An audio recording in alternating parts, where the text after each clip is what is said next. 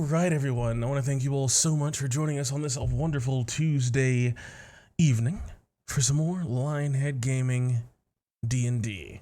And even though it's Tuesday, we have a little treat for you. An extra episode of Song of Rapture this week. We had a bit of a problem last week, and so now we have more Song of Rapture on this free day that we had. So, without further ado, I don't think there's any other announcements. We're all here, we're all rearing and ready to play. So, Monsieur Omen, what have you got for us tonight? So, what feels like so very long ago when we last left our valiant vanguard, they had stumbled into the chamber of a great and powerful beast in the deep caldera of the mountain known as the Black Rock, where they faced off against the creature that they had been hunting for quite some time and had quite a hearty and deadly battle with it. But how did that battle turn out is not really my story to tell, so can someone tell me what happened on that last episode of Song of Rapture?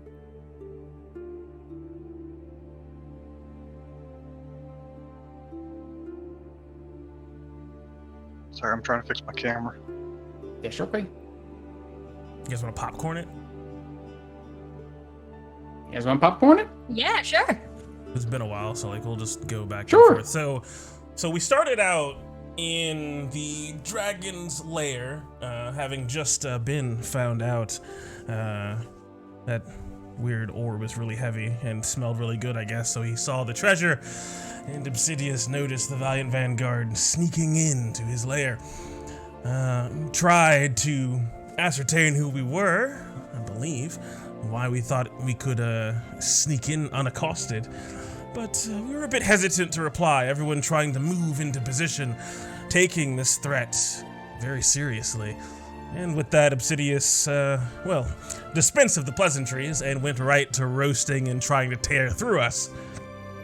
With some pretty excellent spell work and positioning on just about every member of the party, we were able to thin out his few kobold attendants quite quickly before he decided to descend upon myself and Luna. I think we're the only two caught in the breath weapon. Anyone else? Persephone was, or the fire one, or the smoky one. The actual breath weapon. No. Fire. Yeah, as he was quite, I guess, offended that I had taken his little trinket that he had given to one of his higher-ranking kobolds for my own, and decided to take it back and scorch me in the process. That combined with, channeling some of his own innate magical power, I guess, into the volcano itself, made for quite the confusing and somewhat incapacitating fight, summoning forth geysers of sickening gases and bubbling lava and the like, making obstacles and problems for us all. But we did quite efficiently persevere past those challenges, though I was knocked unconscious after a horrible draconic assault, taking back his possession and flying back to his horde to deal with Quildor, who was cutting through the remainder of his attendants, as various elemental creatures were being summoned out of the lava all around us, Persephone utilizing some of her magic to dispense of them quickly, and then realizing I had fallen, coming back over to myself and bringing myself back to consciousness. From there, I don't quite remember. What happened after that? I was still a little groggy. When you came back to consciousness? Yeah. At that point, Quill was distracting Obsidius by holding one of his treasure chests above his head and shaking it, hoping to lure him away from Samantha, Luna, and several others of the group. Persephone was able to make it to Samantha to bring her up, but by then, not only did Obsidius conjure some elemental creatures, but the skeletons of kobolds rose from the magma of the volcano, almost encased in it, as if it was giving them a new shape and form. And these creatures also exploded when they died. So that was a conflict that we had to handle. But while Persephone was handling these magma kobolds and some of the elementals, Quill was the one that leapt and struck out with the spear, bringing Obsidius down. But would he stay down for the entire time? It looked like two of the larger elementals were going towards Obsidius's body, and even put their own hands upon him, like they were going to bring new life to the fallen dragon. It was Luna with some of her magic that was able to slow down this process. And Samantha, you were trying to break the arcane tablet that Obsidius used to conjure these elementals. Am I missing anything else? Sounds about right. I got up onto the pedestal, that's right, and realized that this enchantment seemed to be holding these strange creatures here, and channeled some of my own will into it, wanting to remove that enchantment, and doing so successfully, thanks to a little jade pendant from a strange little turtle man, calling upon its magic to make sure that I overpowered that enchantment. With that broken, those strange creatures seem to sort of dissipate, I think, or fall back into the magma, or just disappear, explode. What happened to them? I know the entire pillar just shattered into pieces, large chunks of obsidian crackling with remnants of magic, revealing a strange, otherworldly orb of inky blackness that seemed quite dangerous. But I believe those elementals were vanquished in that moment, and with only just 2 kobolds digging through a hoard of gold trying to hide away from those fiery creatures, a gigantic dead dragon, and just the bubbling of lava, we gathered around the corpse of Obsidius and his horde, clambered atop it, and used the Orb of Witness to memorialize that moment forever in history. Need to find a good artist for that. Oh, and Quildor, in all of his wonderful genius, had us throw up the sign to the Valiant Vanguard, 2 wonderful little V's as we were taking a 360-degree panoramic selfie. Such a good person he is. 'Cause I think that's kind of sort of all we did in that moment in live play.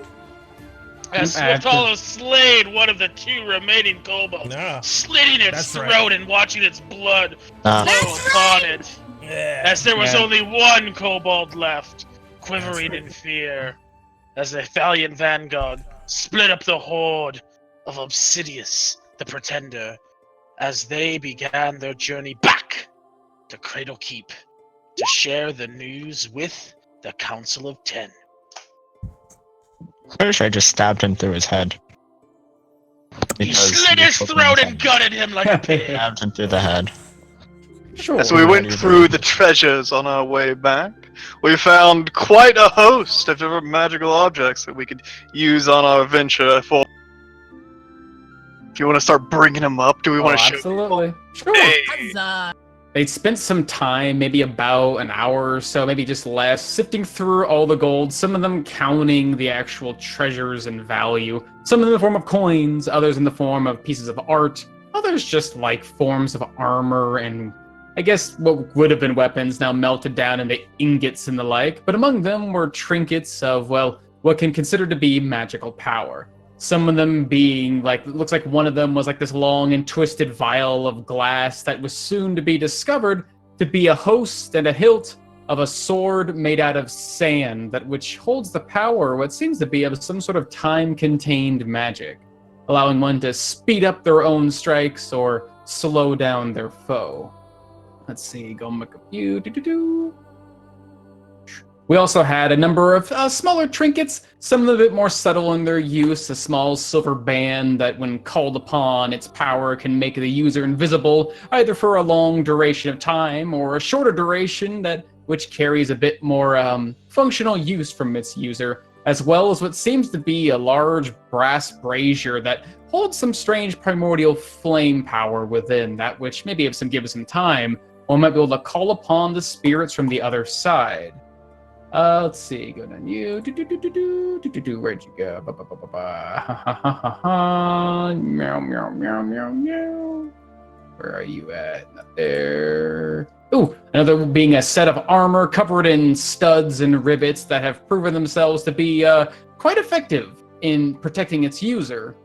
But it also seems to function with these strange shifting runes all across its face to offer protection not just from attacks but from views, allowing one to blend into crowds with the use of illusory magic, and even offering a bit of insight, allowing one's mind to open up and take in the words heard by others around them and understand them as if the language was their own, as well as a few other smaller trinkets. Some, it looks like a pair of these like nice lace golden bracers that just seem to adhere to the wrist and offer the user a bit of protection, more so than they normally are accustomed to, as well as a certain particular object that the group would spend some time trying to discern its use of, a chunk of obsidian marked with what seems to be, for those who read the language of Draconic, the name of Obsidius itself, something that in her studies, Persephone and Samantha had learned that the names of dragons hold great power, and when those names are drawn upon and used, especially in this case by non-dragons, they can be used for incredible magical purposes. This shard of what's known as the Darastrix, holding the name of Obsidius upon it, offering its wielder great control and use over the element of fire, but also offering the potential to transfer such power to another magic item. Along with these, counting their gold, the Valiant Vanguard would be leaving this lair with over 3 million, or at least as much as they can carry, of 3 million coins in total, their value mixed of copper, silver, gold, and platinum, rising up to be just about 180,000 GP to split between the 6 of them. Unfortunately, they neither have the hands, the bags, the containers, any sorts of means to carry all of their valuables out of. But that is something the group will be deciding upon tonight on the Song of Rapture. Samantha, Quildor, Tamarkan, and Persephone, each of you give yourselves some DM inspiration. Hey. Huzzah! Or have it. It's gonna give been yourself a so D100, baby. long. Woo! Ooh. All right. As we will rejoin the Valiant Vanguard, just as they're finishing up their sort of counting of the coins, sort of just going over logistics. Tamarkan, by this point, maybe like after an hour or so, your enlarged body standing quite high above your allies, well over like 12 feet in height, is starting to now shrink down to its normal size until you regain your footing on what now seems to be this hot obsidian stone beneath you. I just remembered the most important thing that happened. Ooh? I'm so sorry. I'm so touched. The most important thing that happened last session, after all of that was done, was as Obsidius lay dead and everything was quiet, Luna ran up and kissed me. Hey! That was the most important There thing you that go. happened. Sail that shit. Bucci. As the Valiant Vanguard now stands before the horde of which they've mostly calculated out, gone through some of the items, seen some of their worth, other worth might have to be explored later along their travel, now with a bit of a conundrum on their hands. They have a large hill of gold before them, some of which I imagine they'd like to take with them, some of which they might have to leave behind, as well as a large slab of broken obsidian that used to be sort of a platform. Sitting above it is this sort of enigmatic dark sphere that, at least Luna's experience with such things has offered wisdom that it cannot truly be touched or moved. What is the group going to be doing now as they probably start heading out of the volcano? What are you taking with you? What are you leaving behind? What is the plan here? A bit of a delicately applied Eldritch blasting, severing the tissue so I can remove Obsidius's heart and oh, come on, open up slippery bag. There we go. Get on in there. It takes some time to carve open this thing's sternum, but once you get to the actual heart now, it's this large, dark red slab of meat covered in what looks like scales on the outside, as if the scales of a dragon don't just linger on the outside of its body. It seems to line some of the inside, too. But this thing's huge. This thing is like the size of your torso. Cradling it against you is like holding a child. It's pretty big, but you imagine you could probably strap this to yourself or put it in some magic bag and it should be fine. Weighing about like 25, almost 30 pounds. Nice. That's really heavy. First is going. First, seeing the primordial sigils on the brazier, she's going to take that and the silvered ring to fiddle with later. And then go over to Obsidius, and she's going to try to take some of his, like, obsidian scales. If she can, like, grab her sickle and see if she can just, like, peel some off. Sure. Just like a handful or so? Yeah, just a handful or so. Okay. That she can just tuck away in her bag. Yeah, it takes a bit of carving with your knife because this thing's hide is pretty damn tough. Even just like hacking away without it moving, just trying to get under the scale and lifting and pulling. Your sickle's only gonna do so much, but after some work, some real elbow grease, you can get a handful, which only turns out to be maybe like 2 or 3 scales. They're quite big, as well as a few small obsidian shards, which seem to be almost welded to them, as if the glass had melted on them. Okay, this will have to make do.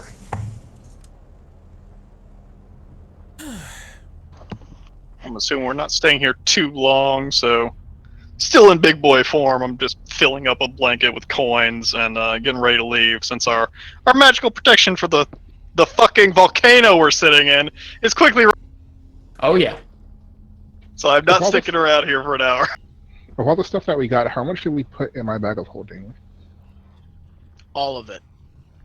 499 I pounds. think we probably much- stuck all the magic items in there at least. We could, And yeah. we picked out all, like, we looked at the horde and just kind of claw machined all the magic items and just shoved them in there. Or you guys could just carry your magic items and I could shove it so it'll go. Yeah, Purse was gonna That's carry all her we'll carry brazier and hers. ring. Yeah. I don't think I got anything. It only takes a minute to don and doff armor, or light armor.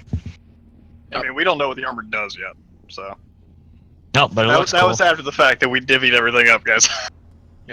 Yeah, some of these I things require like would- attunement, so we wouldn't know. Yeah, a lot of them you can say and go, oh, this looks like magic. This is pretty cool. Something that's immediate, like, oh, hey, this brazier looks like got some primordial magic to it. Others are like, I don't know what this does yet, but you know it's magical. We'll toss the boots in there, but she's keeping the leather armor. I would grab the adamantine, the opals, the big old chest. I'd carry the chest because I'm super strong. And I would load the rest of my backpack up with gold or gems. Are you grabbing the exquisite chest, the 5,000 gold one? Yes. Oh, Purse is also gonna grab Carrying the it like a boombox in the 80s. Mithril's. Purse is gonna grab the mithril thread cloak, and she catches a set of jeweler's tools, so she's just gonna snag that and strap that to her belt. I'm going to just shovel just a decent amount of gold into my bag of holding, and then grab the Emberdale loot.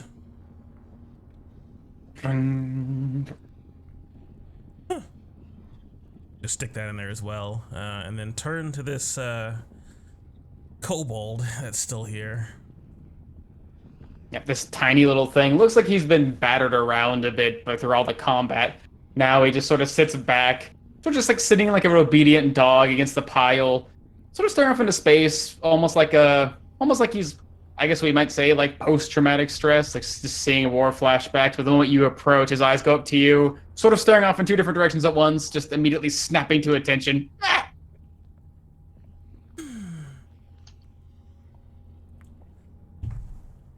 You serve me now.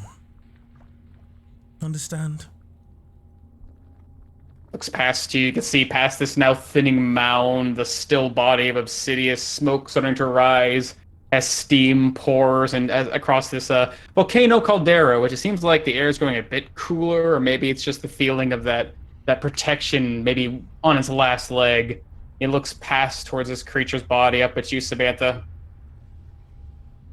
Okay. And just stands up at the ready. Good. Now, as I just sort of look at the pile, is there anything? Let me see quickly.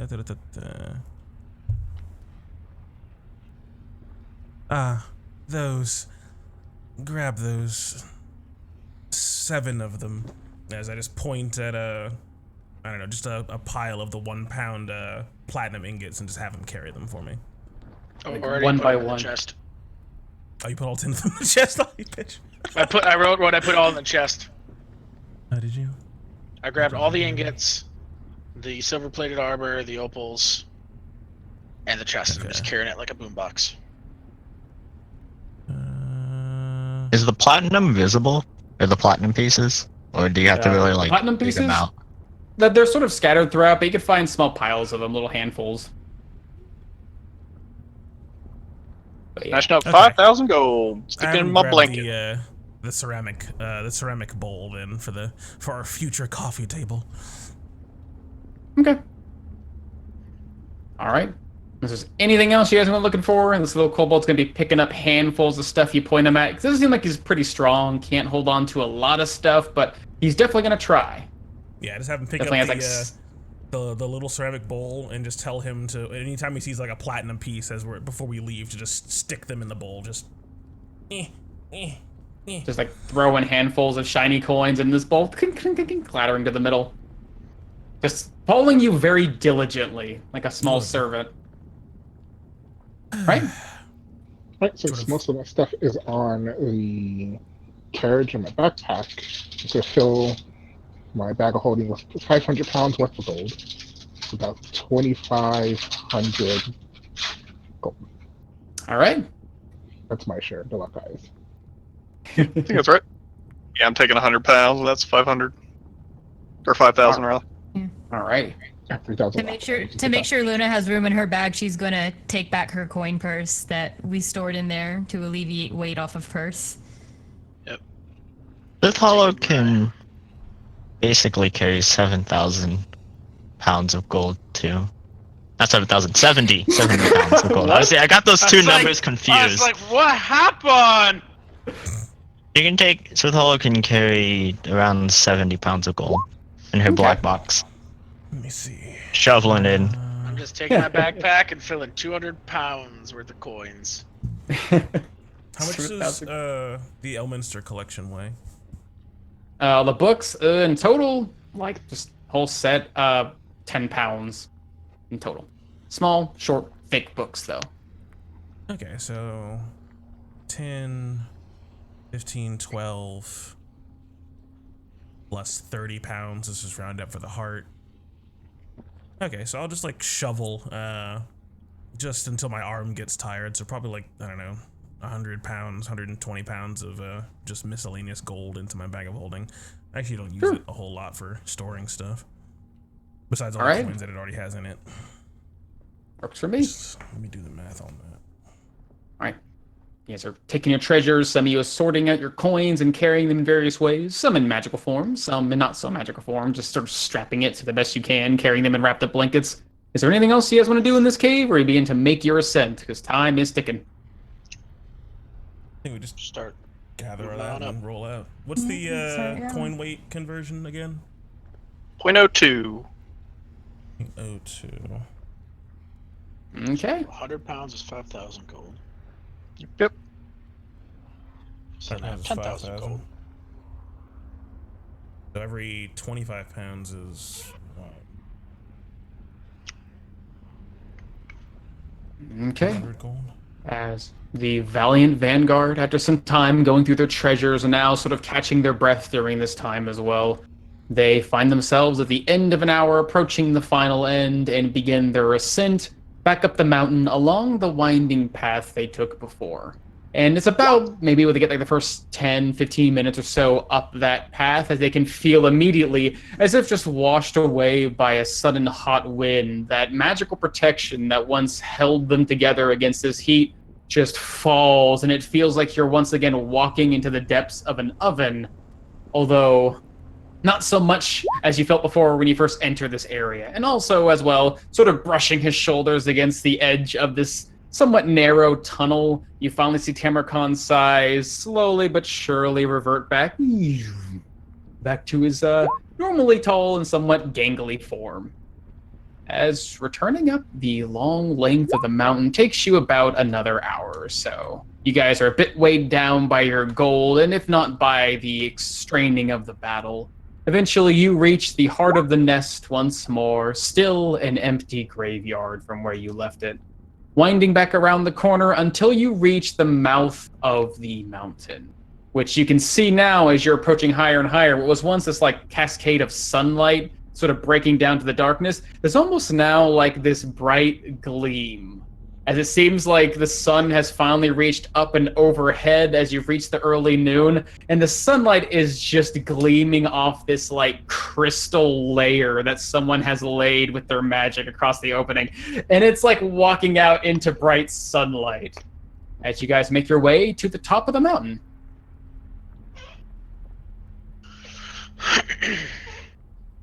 Right. Okay. Wait, are we able to get through?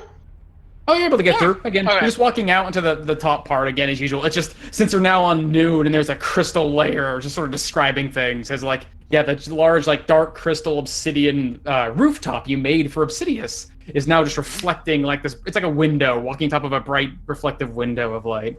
As, yeah, you guys make your way to the top and mouth of the actual mountain itself, which leads you to the next question of, how are you going to get down? Okay. Samantha, what are you gonna do with the kobolds in the cave?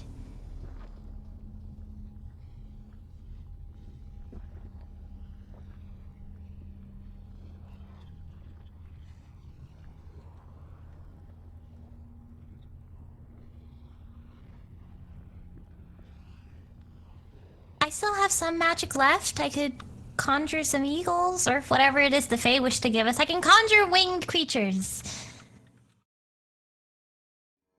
Would we That be could able probably to help all of us conjure get down. more than enough for everyone?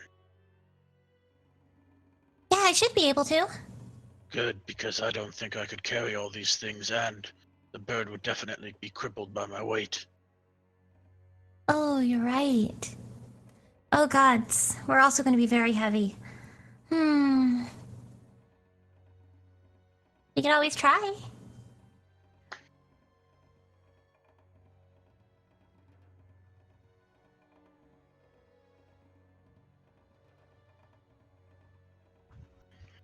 I mean, it would be walking down 10-foot steps for quite a ways. Not overly burdensome, but certainly not an easy trek. I have plenty If of we had a magic. ladder or something, piece of cake, but we are lacking equipment. I can make a bunch of people fly. It only lasts 10 minutes, but I have plenty of magic left. We did it several times. And by You a need bunch, I to mean like one touch us person. or something. Yes? She usually taps me on the shoulder, yeah.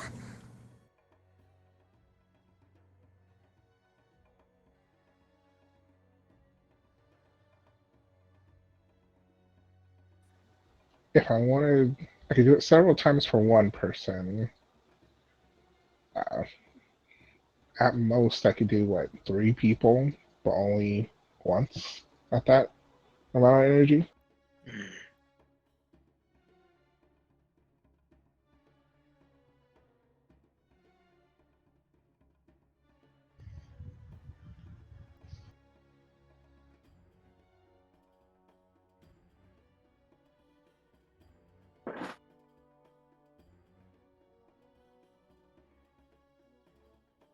If we are going back the way we came, I can always simply make the track. You don't need to worry about me. If that helps.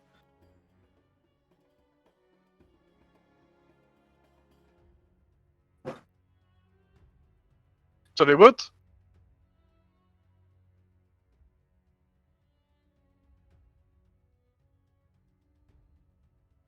Yes, but I can catch you.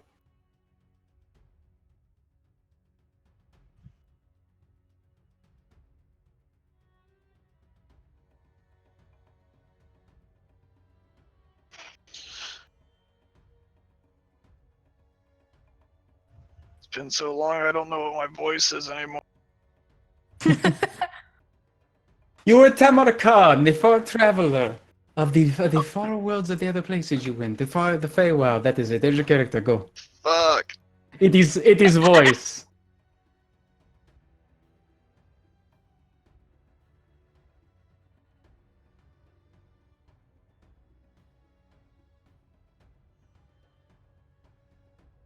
Are you planning to take them with you into the town?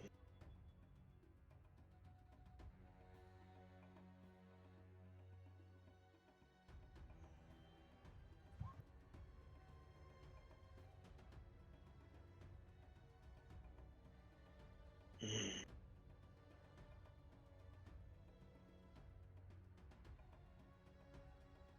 Are we to hire people to come and get the rest of this gold and loot?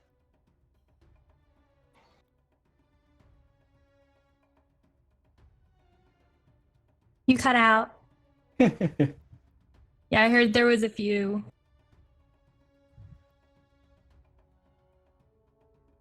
I believe the word is contractors or something similar. That I was planning on talking with the incantation of 10 to figure out who would be most reputable and who would be the best to do this. But yes, we are not taking this out ourselves. How would they overcome the heat? Would not your kobolds be suited best to go and get all of the loot and bring it to a more hospitable elevation? I don't know And if that you've orb is noticed. scary. I That is wouldn't want to put something. anybody at risk around it. That is something that I want the incantation to deal with. I'm hoping they know how. I haven't the slightest clue. The kobolds, if you haven't noticed, are quite small in stature and not very strong, and that is a lot of gold. See this tiny kobold holding a cup full of glittering and shimmering coins. He's just sort of keeping it just over his head. You don't have to Well- hold it so high. Well, it would take us still some time to get back to Cradle Keep, and then there's the time that it would take for the contractors to come to the volcano. Wouldn't in that time be enough for the kobolds to bring everything closer to the surface?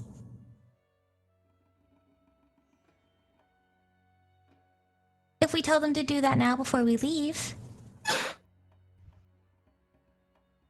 Everything but the corpse. Which would probably need a team to butcher. The kobolds are quite autonomous, as to my corner I have seen. Indeed. They take such order quite well. When we came here originally, they were already ferrying things from the top down below. I'm sure if you order them, they will see it through. Or run away. Interesting. And here I thought you all were so hesitant to utilizing the things I acquired. But now that it's useful, Well- it's the only solution you see. Slave is a slave. That doesn't seem to be quite what Samantha's going for. It's Huh. just something that will need to be worked on. They smile at Samantha.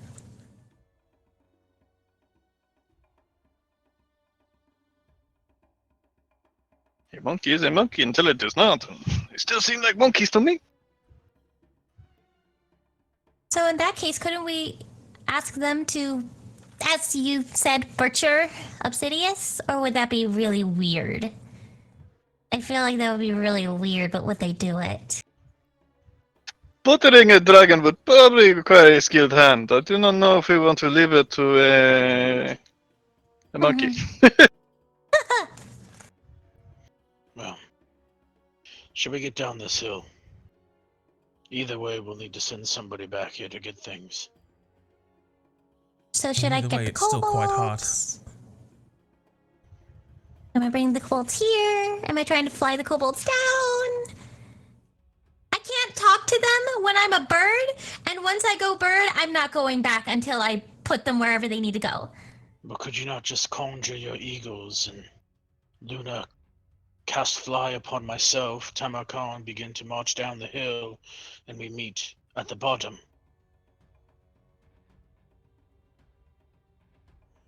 That should work. How many should I call? If that will work, then let's do that.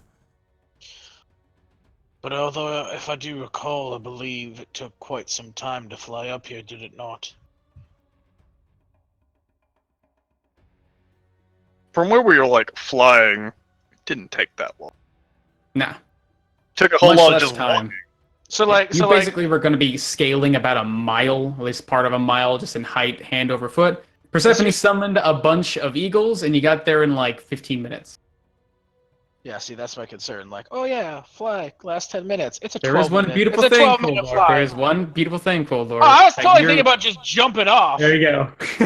I was totally just like, Just all let right, gravity we're do gonna it. just hold hands, right? And we just run, we jump off, we aim for the bushes, we just jump off. Waiting for the And bushes, before right? we Yeah. get to the bottom, she just casts fly on both of us, and we just hover the ground. or with your incredibly high wisdom and experience, I mean, Coldor, it's a not pair of wings incredibly high. pawn upon your back, you could jump off the mountain, fall down, and probably really quickly hit the ground. But then before that, you go, wait a minute, I'm flying, and Okay. I just wasn't sure when I needed to deploy the parachute. you have 10 minutes of parachute. Falling's really fast. All right, as long as I I'll can leave fall you over to the- deal with your 500, monkeys then. 500 feet a minute. I'll start my truck download. 500 feet a second. Every round, 6 seconds. Yeah. Okay, so Yeah. sounds like the plan is. See you all at the bottom. Ooh, see you at the Gather bottom, everyone Tamarkan. and get them all to the bottom. Okay, making sure. Okay, I Worst want to case, figure out how if we need fast to this use is the going. kobolds. Like, I don't want any chance of them getting fucking killed by a dwarf with a pickaxe in a blood feud. Cool. All right. So with a combination of magically conjured eagles, perhaps also a shifting of form of our druid, taking the form of a beast of winged flight, and as well as some of Luna's specialized magic, conjuring sets of large, ethereal, black, shadowy wings, or are they white wings now? Your style keeps changing. I don't know what they look like. But regardless, magic wings that would allow the party within about maybe a total time gathering your allies. Temercon going a bit slower, but considerably fast, just scaling down the mountain. In total, you guys would make it down probably in about 30 minutes or so, just dropping down, spending time falling, landing, gathering yourselves, as well as Temercon coming by the end of that, or by the end of the first hour. As going down mountain, quite easy. How do because I'd wait for Persephone to bring back my my kobolds. How do they respond to the proof of death, so to speak? What's your proof of death, Persephone? Persephone's proof of death? What? I mean, what's the proof of death? That depends. What's the proof of death? Oh, What are you so showing the kobolds? The to heart? yeah, to start with, it'd be I'd point to the newest recruit and tell them to tell the others what he saw, what happened. Okay. All right. Yeah, if I got my eagles, Samantha could just fly down with me. Sure. So I can conjure the eagles, Samantha can take hers down to the kobolds to bark orders, and then I can carry the kobolds in eagle form. Yeah. Okay. Just So, depending on how yeah. they respond to the sixth member is when I would bring out the slippery bag full of 30 pounds of heart. Yeah. They don't really. The new kobold arrives sort of on your order, goes to present his case, what they saw in the cave, and yeah, he just sort of explains what happened, at least to the best of his kobold ability. These people came in. A dragon was resting. They fought it with magic. It cut one of them down. It burned others with fire. But then one clad in silver clung to his body and thrust a spear in his heart and killed him. The fires tried to bring him back to life, but their magic prevented it. Our master is dead. We have a new master now. Which most of them are looking around. Most of them seem pretty cool with it. Zasir sort of excited hearing that the sound of his powerful master had been slain. Others just sort of accepting of it. Seems like they'd already gotten their talk. They're changing speech, I suppose. The last one sort of still indecisive, this guarded, shielded kobold just sort of looking off at this lower kobold, listening out this speech, and just sort of gritting his teeth and looking up at you almost expectantly. And then you bestow this massive heart the size of the kobold itself, and you can see his demeanor immediately just change. His eyes go wide, his jaw goes slack as he sees you holding the heart of this great and powerful beast. And immediately, after a few moments, you can see his hand like tightening on his spear, which he has not let go of in quite some time. And then immediately he just like holds onto it and then just drops to a tiny knee and kneels before you. The strongest has won. I serve the strongest.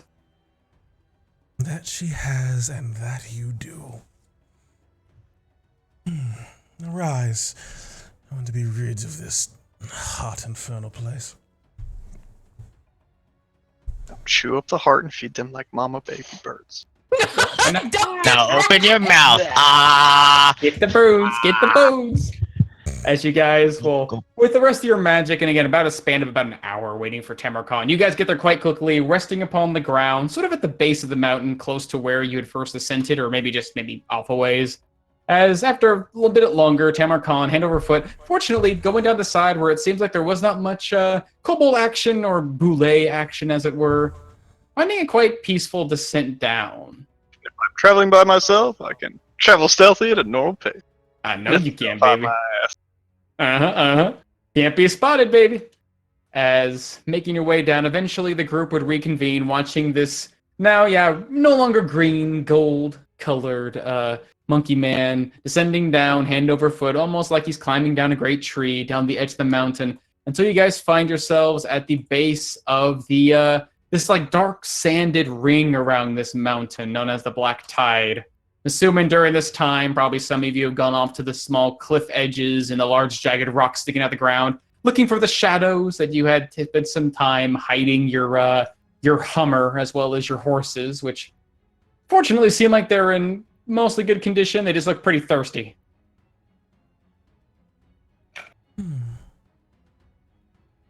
First is gonna go up to the horses, and I think I still have. Before Persephone? No, I never. We. I don't forget that I was a druid. No, I forget that you're a druid. You forget I'm a druid. Wow. Well, no, Persis is gonna go up to the horses and ask Samantha if we can. Can we empty that bowl really quick? I just need to pour some water in it. Make sure the horses get a little bit of a drink before we set off. You're going to drink them what? This is water. A decorative bowl, Persephone. What do you need the bowl for?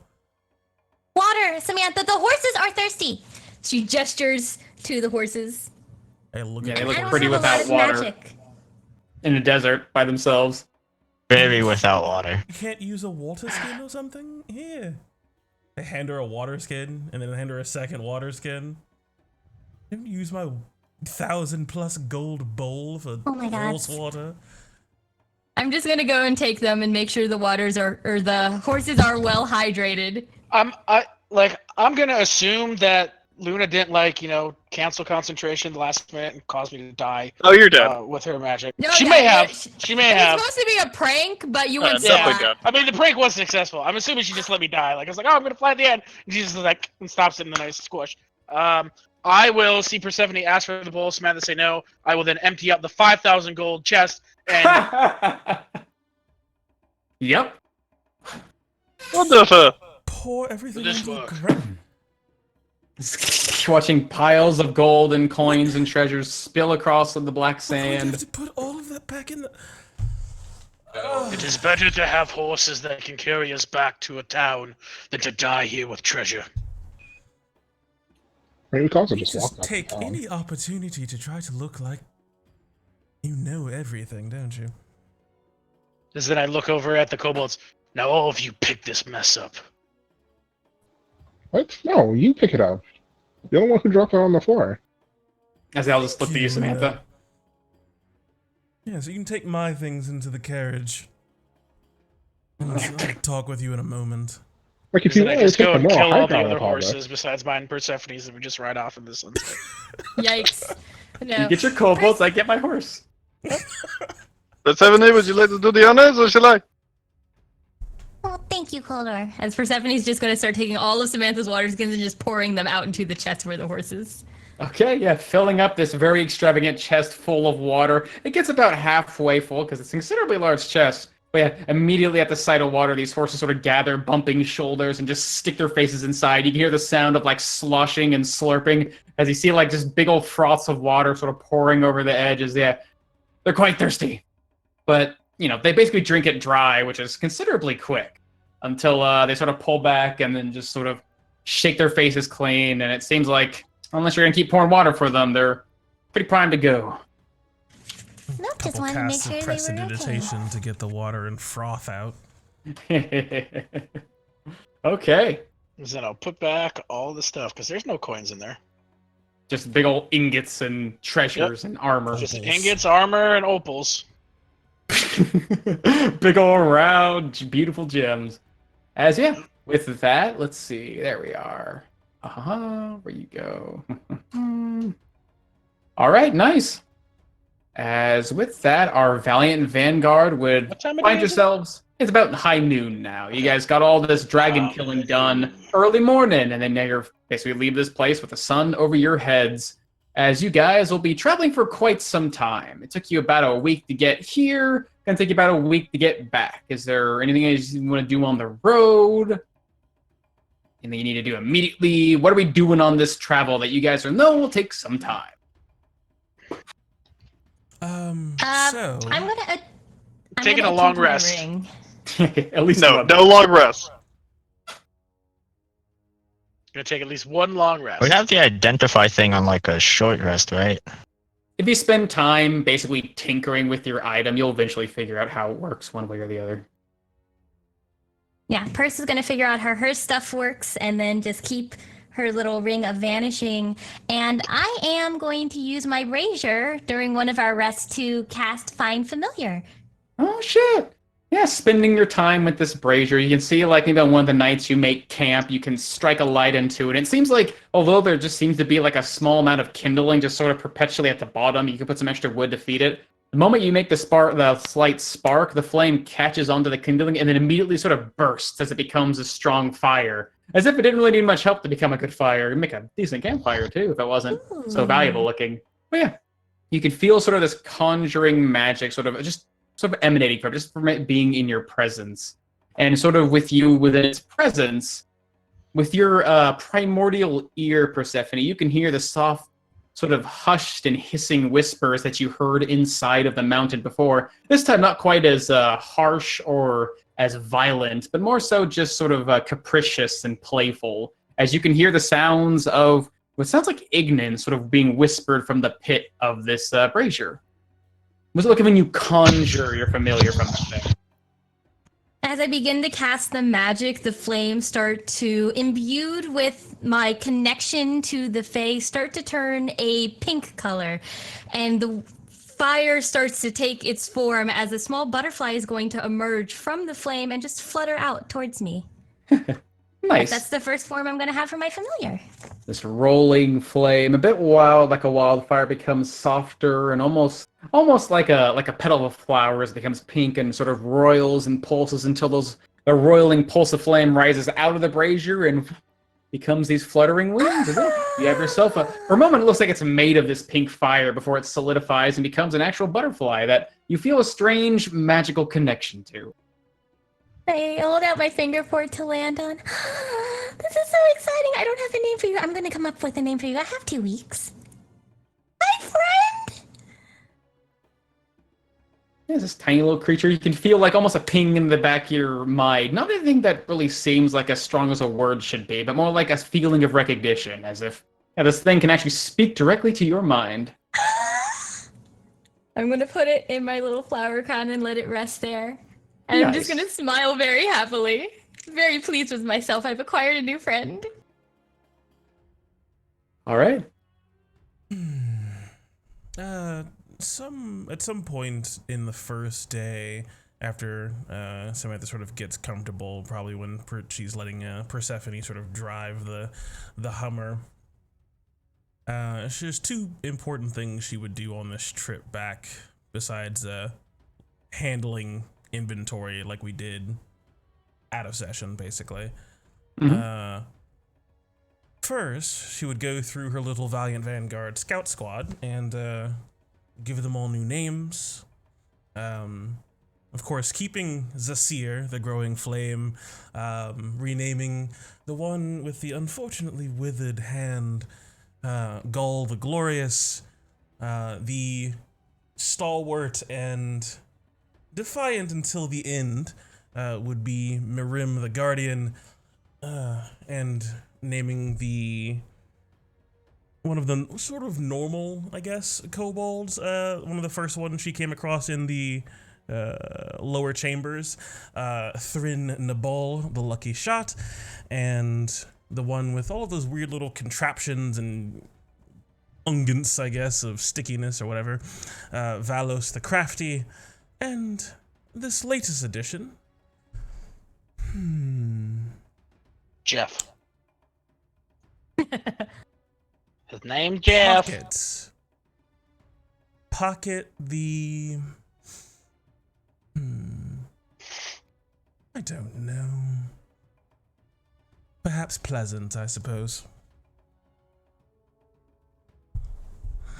But they can simply leave the epithets off. It's something I'll use. So it's just, Zasir, Gull, Murim, Thrindabal, Valos, and Pocket. Okay. The other thing that she would do after that is she would just sort of let herself kind of relax, almost like she was going to be sleeping, and she would take out one of her prized possessions, the Rum Runner's Choice, and she would hold on to that bottle for a little bit before saying, "A drink to forget," and allowing herself to recall everything about this entire journey, this building anticipation, this desire for success and triumph, and then its fulfillment. Oh, she would let it suffuse herself before suffering through that harsh and bitter taste, allowing that memory, this triumph, to be pulled from her and stored here. We're writing that tasty treasure map. Okay. Basically pouring out your memory into this flask. You can feel for a moment, almost like it begins tugging at your mind as you keep it inside and then slide it out of your mind for about a moment, and then it falls into the flask. It almost feels hot in your touch now, as if this was a fresh and alive memory.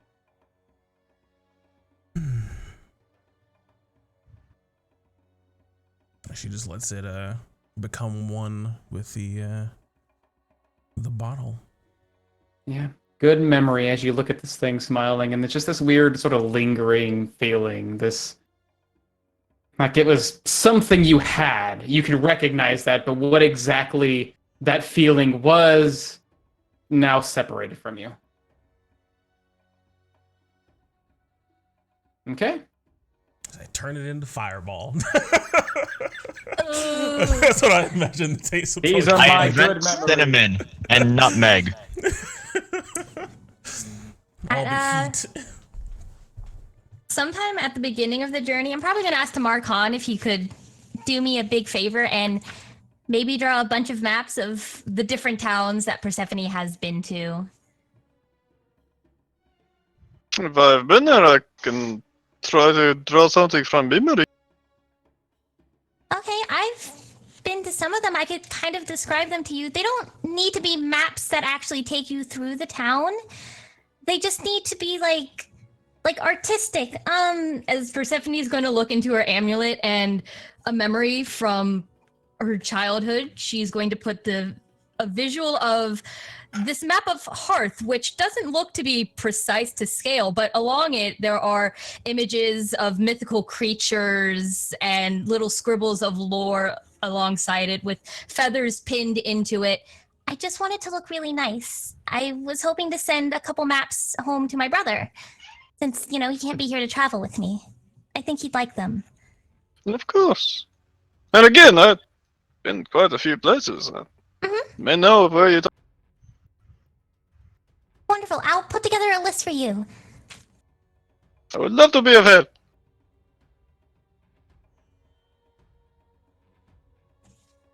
Okay. Is there anything else you guys want to do on your week of travel, heading back from the hot, scorching lands of, well, the Scorch Lands, and then heading back towards the green, rolling hills of what first begins as the King's Land before becoming the familiar sights of the prairies that is the new frontier, back in the heart of Mobia, where you guys have spent most of your time as a Valiant Vanguard? Is there anything else you guys want to do in this time? Otherwise, Can I see Cradle Keep in the distance? you'd be able to see Cradle Keep about a day out. You guys are making quite some good pacing, and as you go up some rolling hills, you come down towards the valley that leads to the mountains, and you can see the great white stone walls surrounding the edge of the city pressed up against the foot of the mountains. Ooh, okay. Persephone's just gonna grin at the rest of the group. Wouldn't it be great if everyone knew that we had slayed a dragon before we even got there? As Persephone holds on to her crystal focus. I feel What like do you you're mean up by to something, everybody? Persephone. Mm-hmm. What So are you that's a going yes. to do? I heard a yes. I heard asked, what do you mean by everybody? Well, so far everyone in Cradle Keep, everyone that can see the sky around Cradle Keep. Imagine if you had the power to morph the clouds into any message that you would like. I have been in many a city when word of beast may or may not have been slain. I have seen people cower in fear, riots commence, as oftentimes those misconstrue a message that meets before the messenger. You see, like Persephone's like wide grin just slowly start to shrink. The smile doesn't disappear, but it goes away from her eyes. So that's a no. Yeah, As much that as sounds I- like fun to me. I don't know. As much as I loathe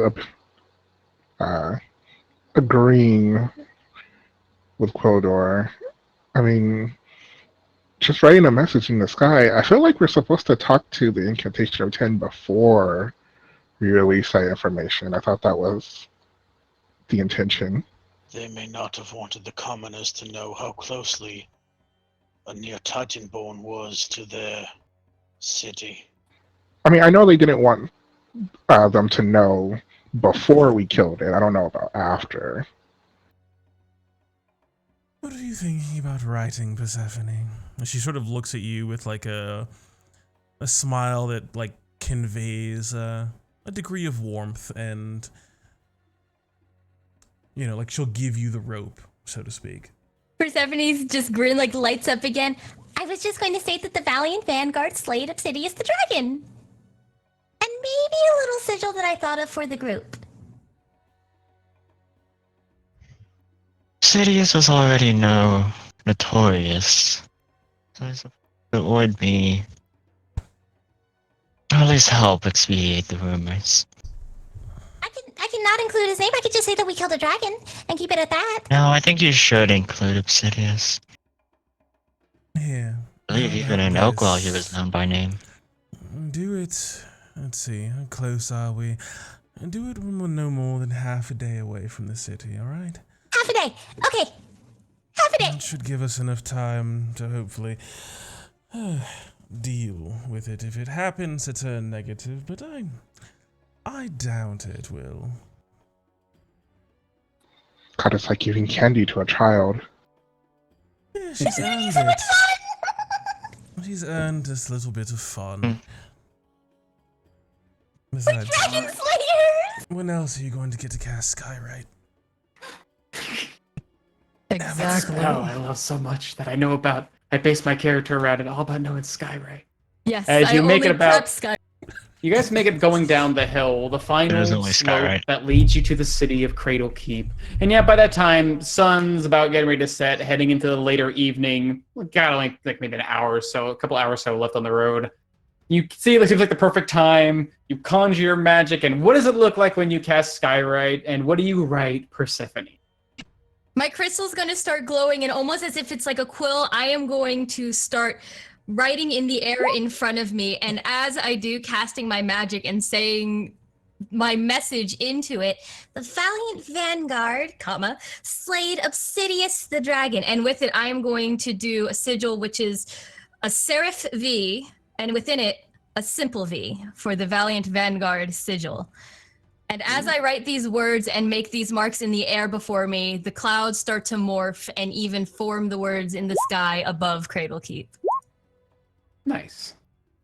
As you can see, sort of like as you move your hand, it's almost like you see Persephone waving her hand in the air and nothing happens, and then the more she begins to write and wave, you can see actually almost like appearing out of nowhere, as there was, like, I guess the equivalent would be like a jet plane flying ahead, leaving behind a vapor trail. You can see suddenly this streak of white pull across the sky, and then neatly, as if she were literally writing in the sky with some invisible magical pen, this fancy-looking handwriting carves through the sky, leaving behind a trail that at your angle can't quite make out, but hearing her speak the words into the spell, sort of getting a better look at it from the distance, yeah, it looks okay. I can see what she's writing, as it seems to be hanging above the entire city, this beautiful and pristine, taking up the entire skyline around the city. For the phrase, the valiant vanguard, comma, has slayed Obsidius the dragon, sort of finalized by this massive constraint of V's. C-O-M-M. I am a very well-educated half-elf. Thank you very much. I have proper grammar. I'm sure you do. You Comma. are a little noble, aren't you?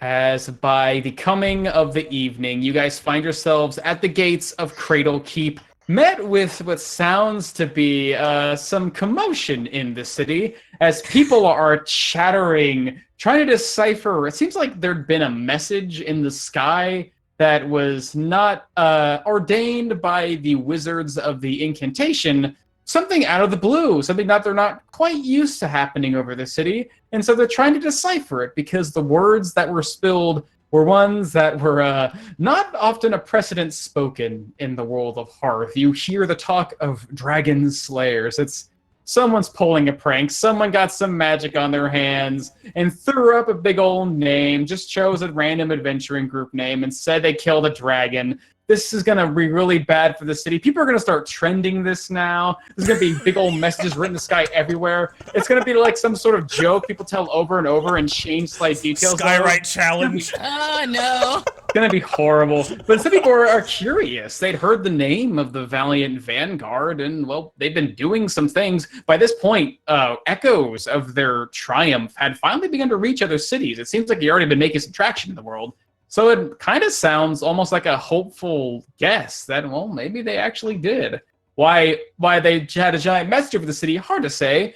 But by the time you arrive in and begin making your way towards the center of the city, or at least the slope of the city where the great archives seem to lie, you see a couple of guards, some officials recognize you and quickly begin to usher you towards the building. It seems like in the time since you threw up the message and entered Cradle Keep, yeah, the incantation had been very much aware of what was going on and would like to immediately have a visit with you. I'm going to turn back time real quick because the entire Skyway thing. Yeah. Sure. So with Hollow, we'll experiment with the armor a little bit. Considering how, ooh, a new set of leather. Has to be magical somehow, considering how it resisted the flames. She will mess around with it over the course of a short rest, sort of noting its properties until mechanically she casts Identify on it, and I'll say that she doesn't figure out the comprehend languages, because while she does have a journal, I think that the comprehend language doesn't really work on her own journal. So, I'll just say that she doesn't really figure out that part yet, Sure. but certainly figuring out the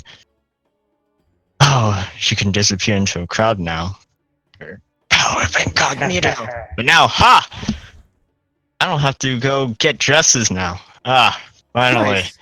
So, And like, you'll be- entering the city with your new understanding of your magic cloak, you can see all these, like, loosely garbed and like thinly veiled individuals walking through, sort of sticking out like a sore thumb, except for outside the shadows with your completely dark garb. But now with this on, with a bit of magic, you can sort of make yourself appear as one of the crowd, taking on the same color and what seems to be texture of their clothing and hiding the nature of your armor beneath.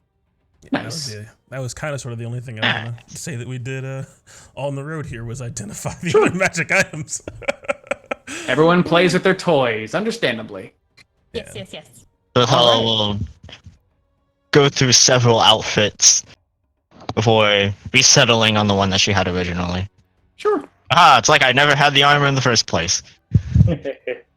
As you guys are ushered up towards the familiar sights, the grand box of a building resting at the foot of this wall leading up to the mountain of Mount Cot, that you guys enter and find the familiar sights of the Untold Archives. And there is no stopping this time. There is no tome keeper changing hands with the guards to lead you from one to the other. No, the guards seem to actually lead you all the way up to the flights themselves, where one of them basically looks at you, see him reach down and put his hand on this badge he wears, and he seems to speak something into it.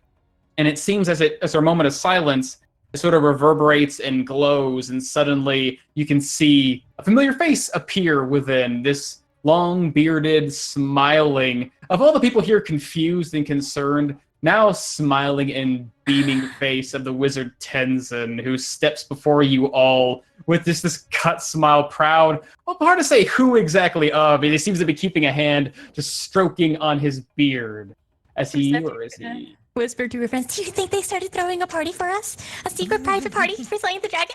Do you think? Should we have bought dresses? I don't have a dress for this. Probably upset. As I he's firm. Before they enter, Swithal changed her garb into something more proper. Something reminiscent of... Oh fuck, what was the city called? Broken Ridge. High nobility. Ooh. So like a fancy gown? Something more utilitarian for Swithal, for the purposes of Yes, fancy gown. As Swithal reaches into her backpack and, as she's walking into it, affixes the pin of the Blackburn Initiative, sort of as on her cloak, her illusory cloak. Yeah, and Samantha Yes, make an impression. So tall is all dressed up, and as I look over when you put the Blackbird Initiative on, her smile just completely drops. Gotta make a good impression. Gotta show the colors I'm repping. would return to her disguised form, and also instruct the kobolds to wait quietly inside of the Hummer. She'd also find like a nearby guard, I guess, of the library, this whole sort of place, and tell that guard, I guess, just that one guard, sort of slipping him, I don't know, 20 gold pieces, asking him to watch over this Hummer or my carriage carefully for me for a little bit until we get back. Absolutely. That's And my job. I have a few, what's the right word? I guess prisoners within. Make sure that they don't get out. They shouldn't, but if they do not kill them. All right. If they try to escape, do I Just apprehend detain them? Yes. Should I have more people on this? Yeah, just One a friend of person- yours, maybe. All right. They don't have any I'll weapons or get- anything. May I ask what prisoners they hail from? Should I tell the words sent to the incantation? I'll speak with the incantation. They're just simple Gotcha. kobolds. They're not Oh, a real easy kobold. enough. I can handle that on my own. Why'd you get fucked up? Yeah, he gets He's fucking gonna kill all your kobolds.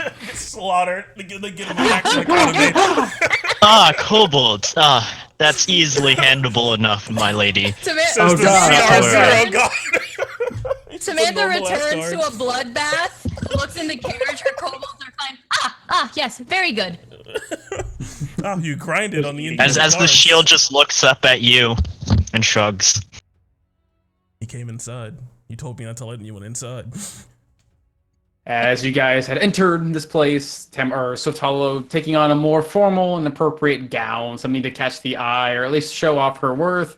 Yeah, you guys end up being led up to the far reaches of these archives, a long winding staircase that leads you to the top of this building. And yeah, after a few moments of speaking into his badge, you see this man step down and sort of appear from the higher point, having floated down from the balcony that you guys remember going up before. As you see Tenzin, yeah, again, just a cutting smile across his face, just sort of holding on to his beard.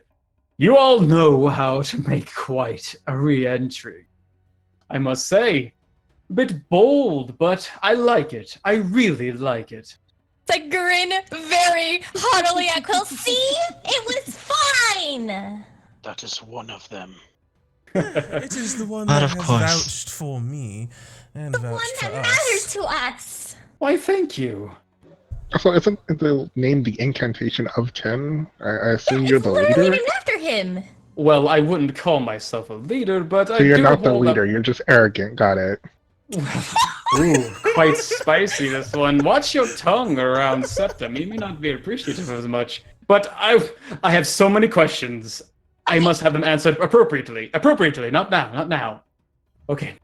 All of you together as once before, as he holds out his hands to you guys, and you see again this sort of soft glittering magic overcome everyone as once before, similar to what you felt, Kolar, going down the mountain, except this time not taking the form of wings, it's more of just sort of encompassing you, sort of sparkling light that vanishes, and all of you have the ability to fly.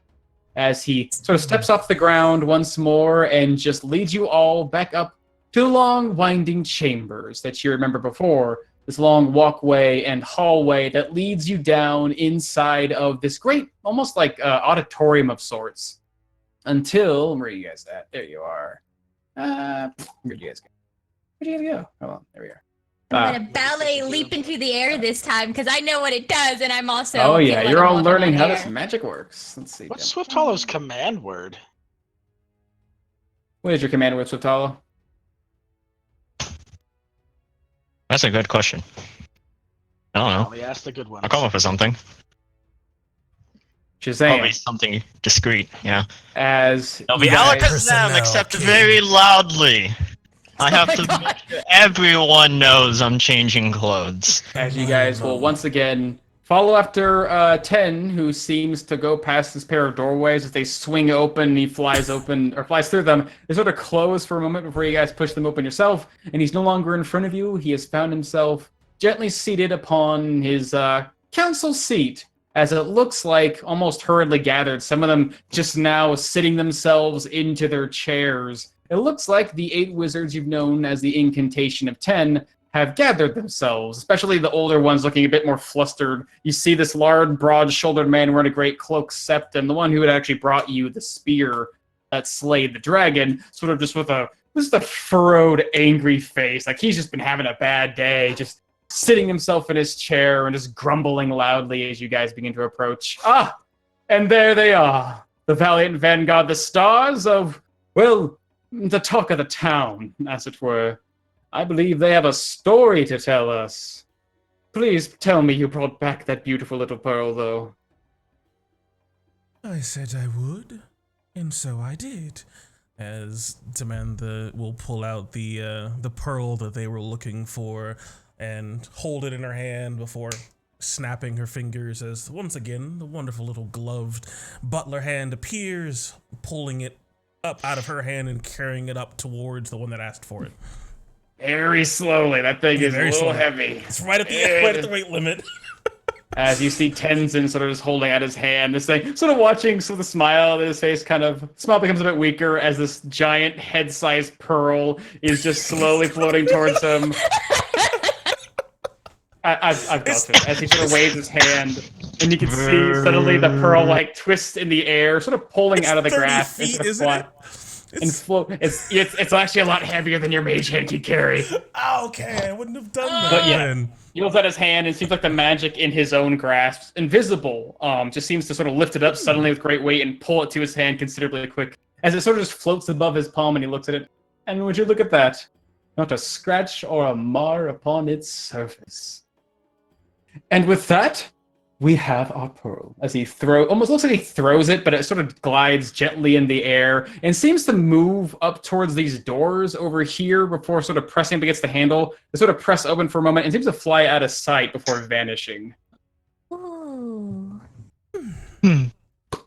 All right, and your payment will allow you to hold on to that beautiful little orb of witness that, well, some of my compatriots here were not so keen on allowing you to hold, but I did not give it to you without reason, my apprentice. I believe you may have a show for us.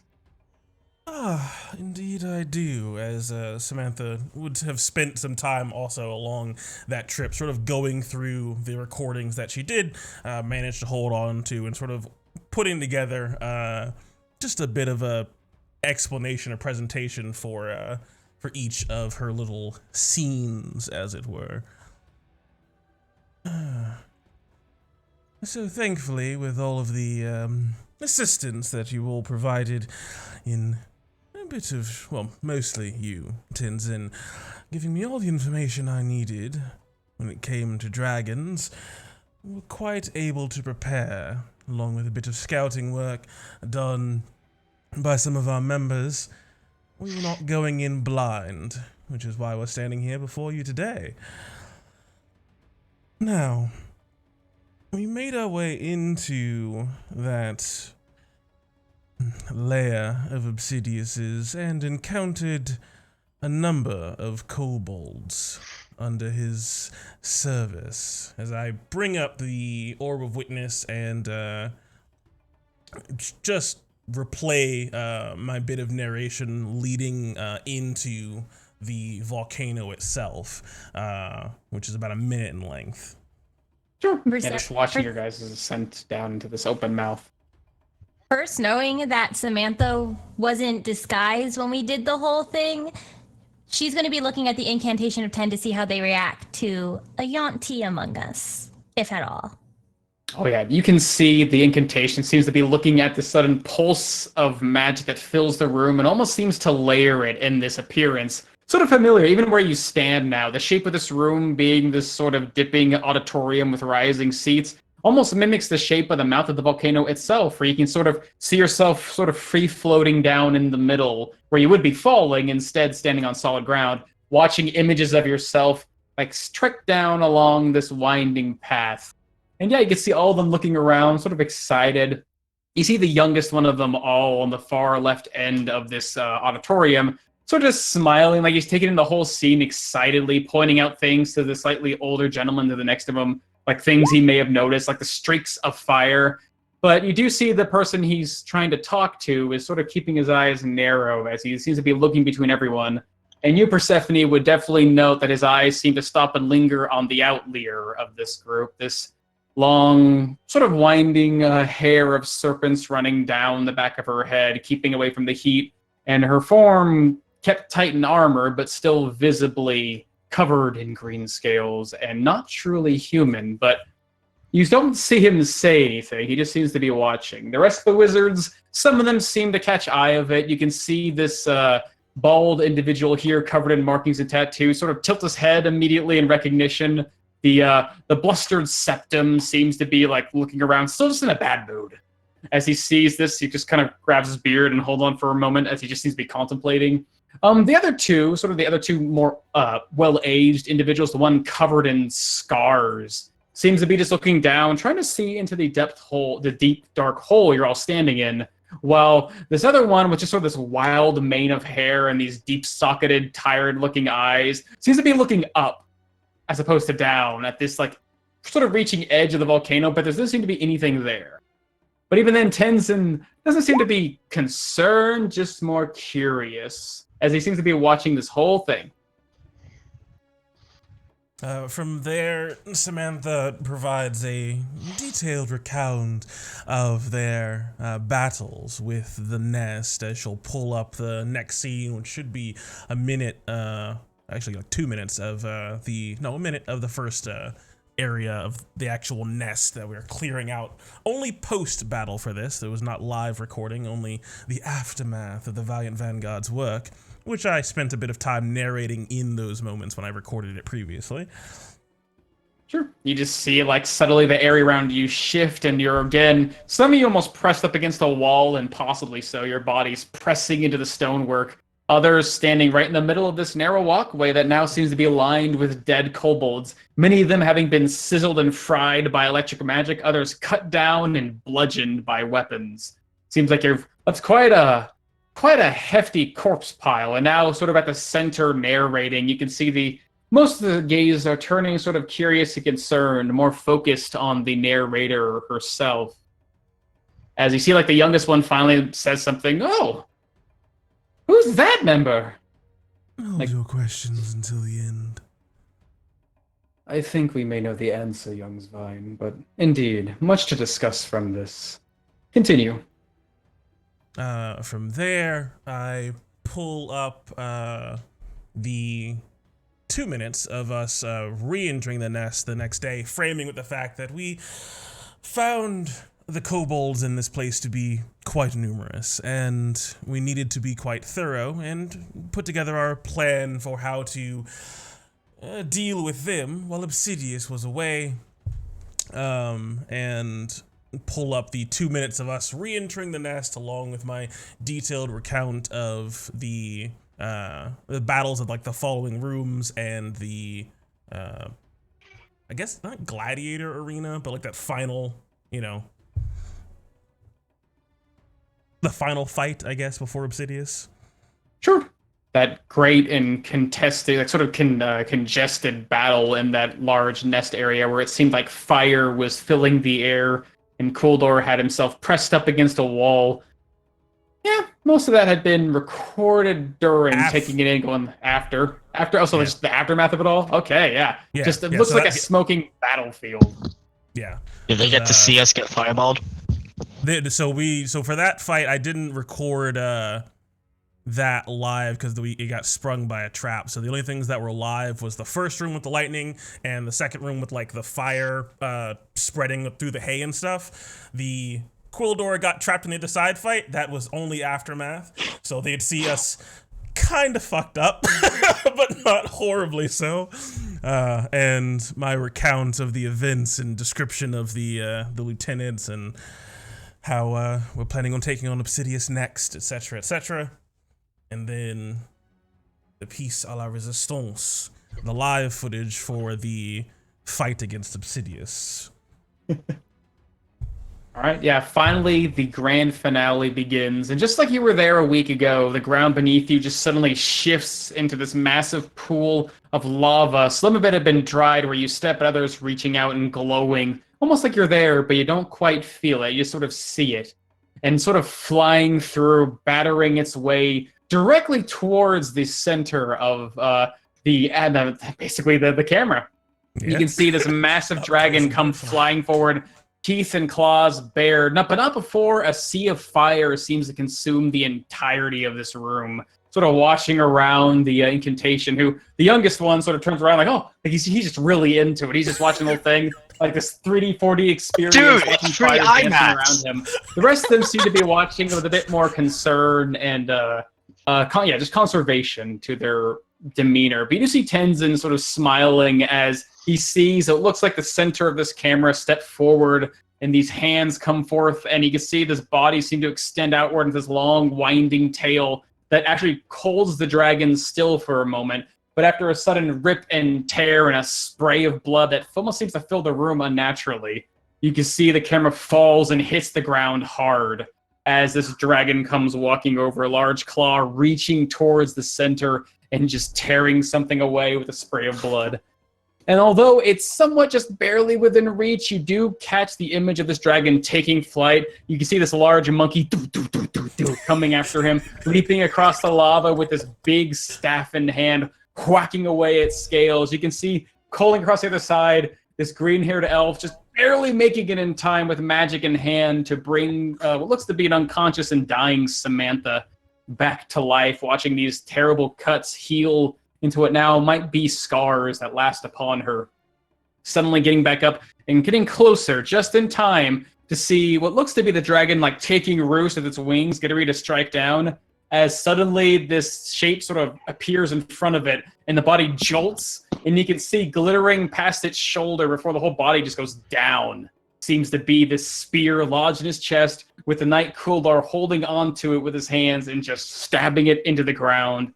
And as the magic gets closer to the center, you can see this dragon twisting and writhing on the ground as the spear digs deeper and deeper until finally it goes still. Seas of fire rising up, now becoming apparent that they're very much alive, all pouring forth, trying to capture and contain the magic that seems to be trying to bring the dragon back to life with this spear still lodged in it.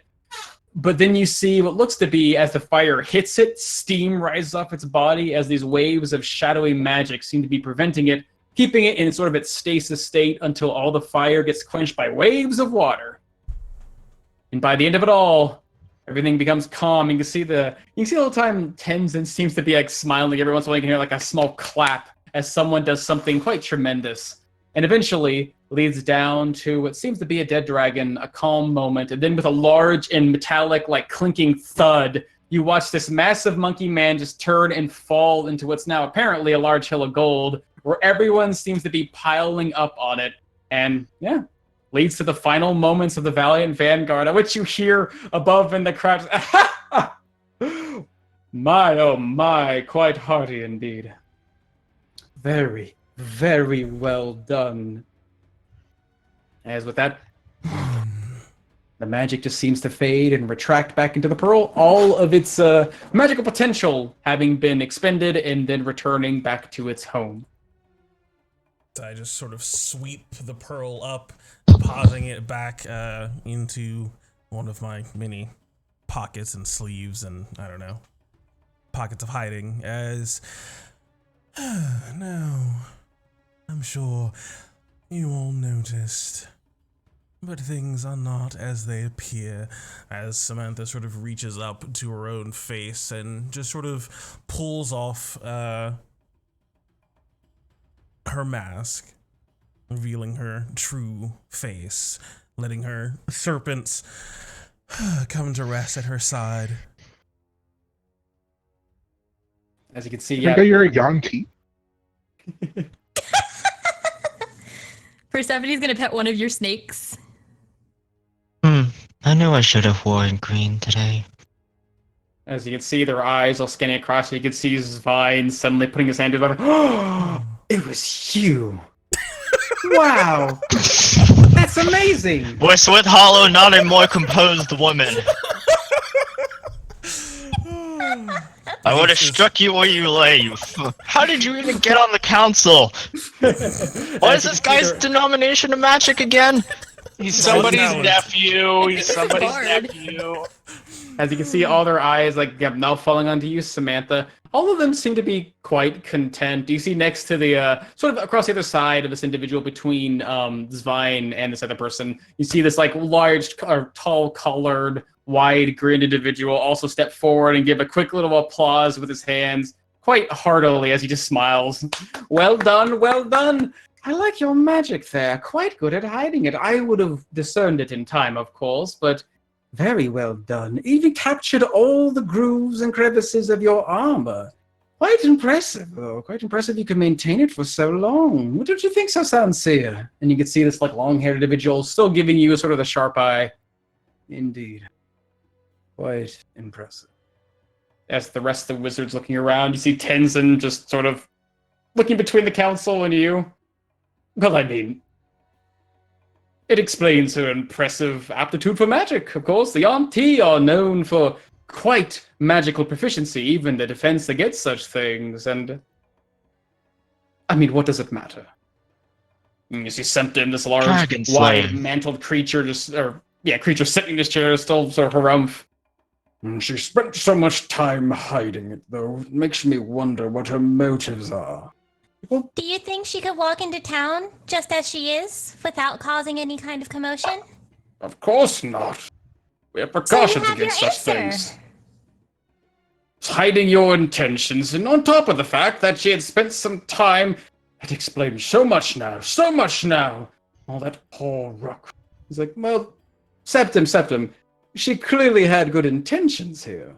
I mean, she did not come in and start twiddling and messing with people. She was not manipulating others. She was doing something quite as you can see, valiant, even going as far to sacrifice herself for the sake of her allies. If not for the sake of those who that dragon might have caused harm to. I mean, come now, you can't be overly defensive of all people who come through this city, no matter what they look like. That being said, you should have told me you were on tea. I would have been completely accepting of it. I completely understand your defensive nature, though. So exciting. I have so many questions. Very important question, though. As you can see, he's about to say something and immediately gets stopped as this hand raises up from across the council. The bald and rune-headed individual sort of just keeps himself level. I saw what that thing had at the center of its layer. The thing that you had used your magic to disapparate. I don't get a clean look at it, but it looked to be some sort of circle of sorts. Now that which remained... You poked and prodded at it for a short time, but what did you find of all of that magic that was left behind? This point, Luna kind of steps to the front of the group. Yeah, just I don't quite understand what it is, but it's a similar thing that I found in my ventures in the Shadowfell. It seems to be some sort of dimensional rift or something. I tried to touch it, and it had very adverse effects, though luckily I was not there in physical form, just merely in spirit. But it feels like I said, some sort of dimensional magic. Samantha, could you return to that moment when the altar shattered and the anomaly appeared? Of course. As Samantha just sort of reaches in, this time allowing her snakes as she had before to just wrestle with the orb and hold it up just past her head, as she'll just call up that moment and use her hands to pull it up. And right here, as I pull up the scene right before I dispel the magic and break it apart. Of course. If you don't mind, as you can see, a couple of the actual council step up from their chairs and sort of approach the edge of this pedestal, and one by one, each one sort of gently stepping off the edge, one of them landing with sort of a bounce to his step, this sort of excited-looking individual. Now you can see wearing this like waist-length mantle, almost like the attire of an entertainer, as well as the young one close to the stairs just sort of hops up a bit clumsily and lands on the edge. As last one but not least, this individual sort of just jumping, sort of like he looks like he takes a step, but then immediately as he does, he vanishes and appears on the ground here. As three of these individuals will actually approach you guys, sort of going towards the center of this, I guess the center of the pearl where the image is sort of spread out. You can watch, it looks to be the center of this altar, which their eyes are now lingering over. You can hear his vine sort of speaking to himself, his words coming out faster and faster as he talks until it's almost gibberish. Look at that. Interesting. This is a quite powerful magic circle. This is something of your nature, Galben. You should know about this. I see this old man sort of crane his head in with this large twisted staff looking it over. Well, yes, it certainly seems to be that of conjuration magic. I know quite a bit about conjuration magic. It's quite elegantly designed. Do you see these markings here? This is the craft of a capable arcanist. But you're saying a dragon made this? No, impossible. Impossible. Dragon could not make this. Even impossible.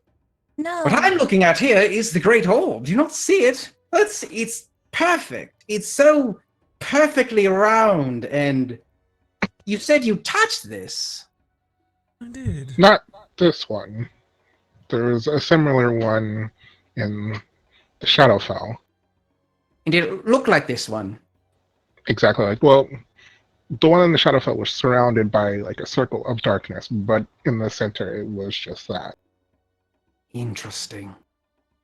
And when you touched it, what happened? Oh, it ripped my arm off. As you see his vine go, oh, wait a minute. You still got a hand. Luna flops her dead arm. No, not really. And she just takes and smacks him with it. Stupid idiot, stupid. Yeah, just flop your arm on him. Maybe he'll understand. Just take it and just like flop, flop, flop, flop, flop, flop, flop. I'm not going to do that, but I'm going to turn to him and say, like I had said, if you were paying attention, you grade schooler, I was not there in form, I was there in spirit. Watch your tongue. Well, spirit? I don't really know how we like some sort of oh, you were traveling through the ethereal and you touched it with your ethereal hand. Interesting. But you would also lose a hand that way. But you lost in spirit. I would like to look into this. This seems exciting. But at any rate, if you look at this thing, it is a big dark hole. And look at it. There is no feature. There is no shape. There is only what appears to be. These recordings are so hard to discern. I wish my magic could see it, but it looks as if there is something containing this. Or this magic down here is any consideration. I say you have a hole here. A hole. I would agree A with hole? you, Master Calvin. Well, A hole that is hole quite... a hole in what, though? In everything! She saw it where she was from, perhaps in that ethereal whatever, and you saw it here. I wonder what it would look like on another plane. I believe this is a hole in everything. Ah, so the place you went to... That explains that, because, Luna, you encountered that hole while we were on the mountain. So then, that is a unifying point across multiple planes of existence. That can't be a good thing. What Like happens a to the big things that go book. into it? Full of It's a sheets hole of in- paper. You put a knife through it, and now all the pages have a hole in it, no matter what they show or what they say. Yes, Calvin, that is a very apt way of describing that. And you said somebody of very powerful magic would put that there or construct the table that was surrounding it? Oh, I would assume both. That is a hole in all things. I have magic that can possibly create maybe a rift between one and the other, although my magic has been waning over quite some time. But to create a hole in multiple places consistently and maintain it as such, that takes powerful magic. I did not think dragons were capable of that powerful magic, let alone writing circles. This is, to be honest, kind of terrifying, but also quite intriguing. Sounds like a great opportunity to research.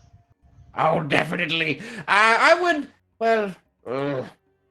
So you see Galvin actually look up at the rest of the council, and you can see someone sort of grimace. You can see sort of the one sort of slouched back in his chair, long flowing hair, still keeping his eyes on Samantha, but now that everyone seems to be focusing on this projection, seems to be looking back. That will take some time, and will be out of our hands for time. But it is true. This is magic being wielded by a dragon. I can only assume that it wasn't being created by it. As far as we know, dragons do not have that capability. It does lead me to wonder, though. Is there anything else you learned upon your trek in your fight against the dragon, in your fight against the kobold? Something that would lead to a belief that they may have had an accomplice. Persephone steps forward. I was able to enter Obsidius's dream more than once. First, before we proved to you that there was a dragon, and then as we were going to Mount Cot, I wanted to learn more about him. And before Obsidius hatched, somebody was there speaking to his egg. Told him to finish what his predecessor had started, and that he would leave a gift to help. So if all you're saying is true, I can't think of any other reason as to why this magical anomaly would be here. Somebody was trying to cause this to happen. As you're saying this, you see this young wizard immediately spill away from Luna and come to you, Persephone. You saw a dragon's dream? Twice! And Oh my fucking god. And I lean into Zane, and I got to manipulate his dream. What? Did you give him a nightmare? Oh, what do dragons have nightmares of? What's scarier than a dragon? Ooh. Like, No, That is irrelevant. It's fine. Oh, bring yourself to your chair. Bring yourself to your chair. It's like, all right. Ezekiel looks back to you. Persephone was like, jumps up to the little thing. Boop. Almost seems to jump up and lift himself off the ground, like some little levitation to land. As, again, you can see the council sort of like looking down the rest of you. Tessero just sort of still smiling and marveling at this display, while Gaubin's still reading the great circle at the center and going back to the hole. Needless to say, that is quite disturbing. A creature who had hatched a dragon, such would take considerable time, planning, and, well, knowledge of where such a thing might hide. Tenzin, you were the knowledgeable one of dragon lore. You knew the name of Obsidius. How far widespread is that knowledge? Well, I mean, not quite as far that one's intelligence and knowledge might rival my own, but perhaps those well-studied scholars might have an understanding, an idea, an inkling of where a dragon's egg might preside, if there ever was one. But I do see where you're going with this. Perhaps, if not here or now, if only then, someone wanted that dragon to use that magic.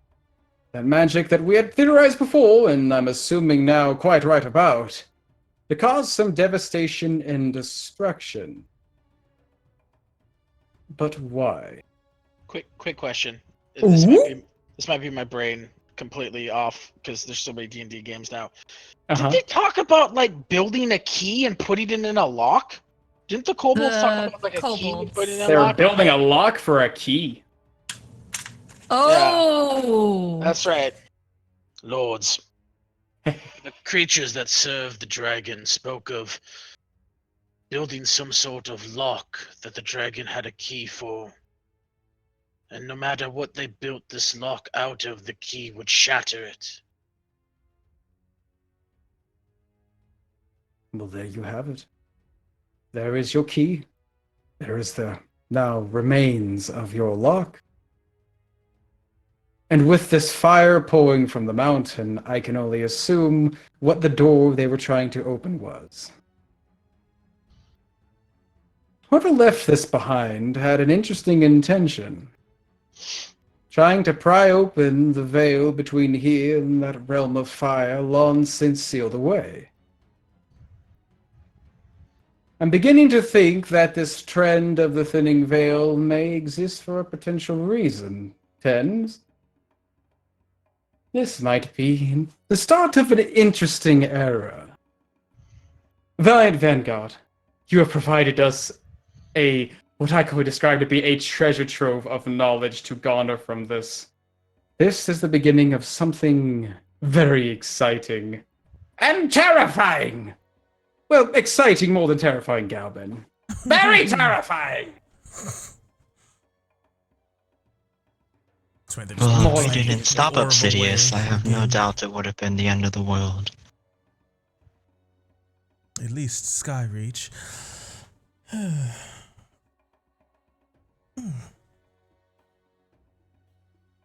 As you can see, sort of talking amongst themselves, you see that old grumpy Septon sort of just settling himself in his chair. So, where is it now? You completed your task. Where is the weapon we provided you? Please don't tell me you lost it. I have had quite an interesting day, and I cannot take any more bad news. Too bad that his gestures over to Quildor. How do I want to do this? Yeah, you know what? I'm gonna fucking do it. I'm gonna fucking do it.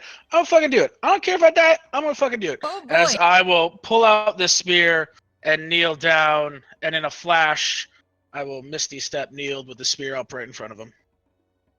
As you see this in magic, pull yourself forward and appear. You see him immediately raise his hands, almost in defense, as you see and almost feel this like powerful crackling of magic in the air around you, Quildor, as this man instinctively pulls out magic to stop you, and then sees, looking down, you in a knightly position, presenting yourself on one knee, this great and powerful weapon. Lord. I don't like surprises, Elf. as the magic falls from his Really? hands, and he takes the spear from your hand.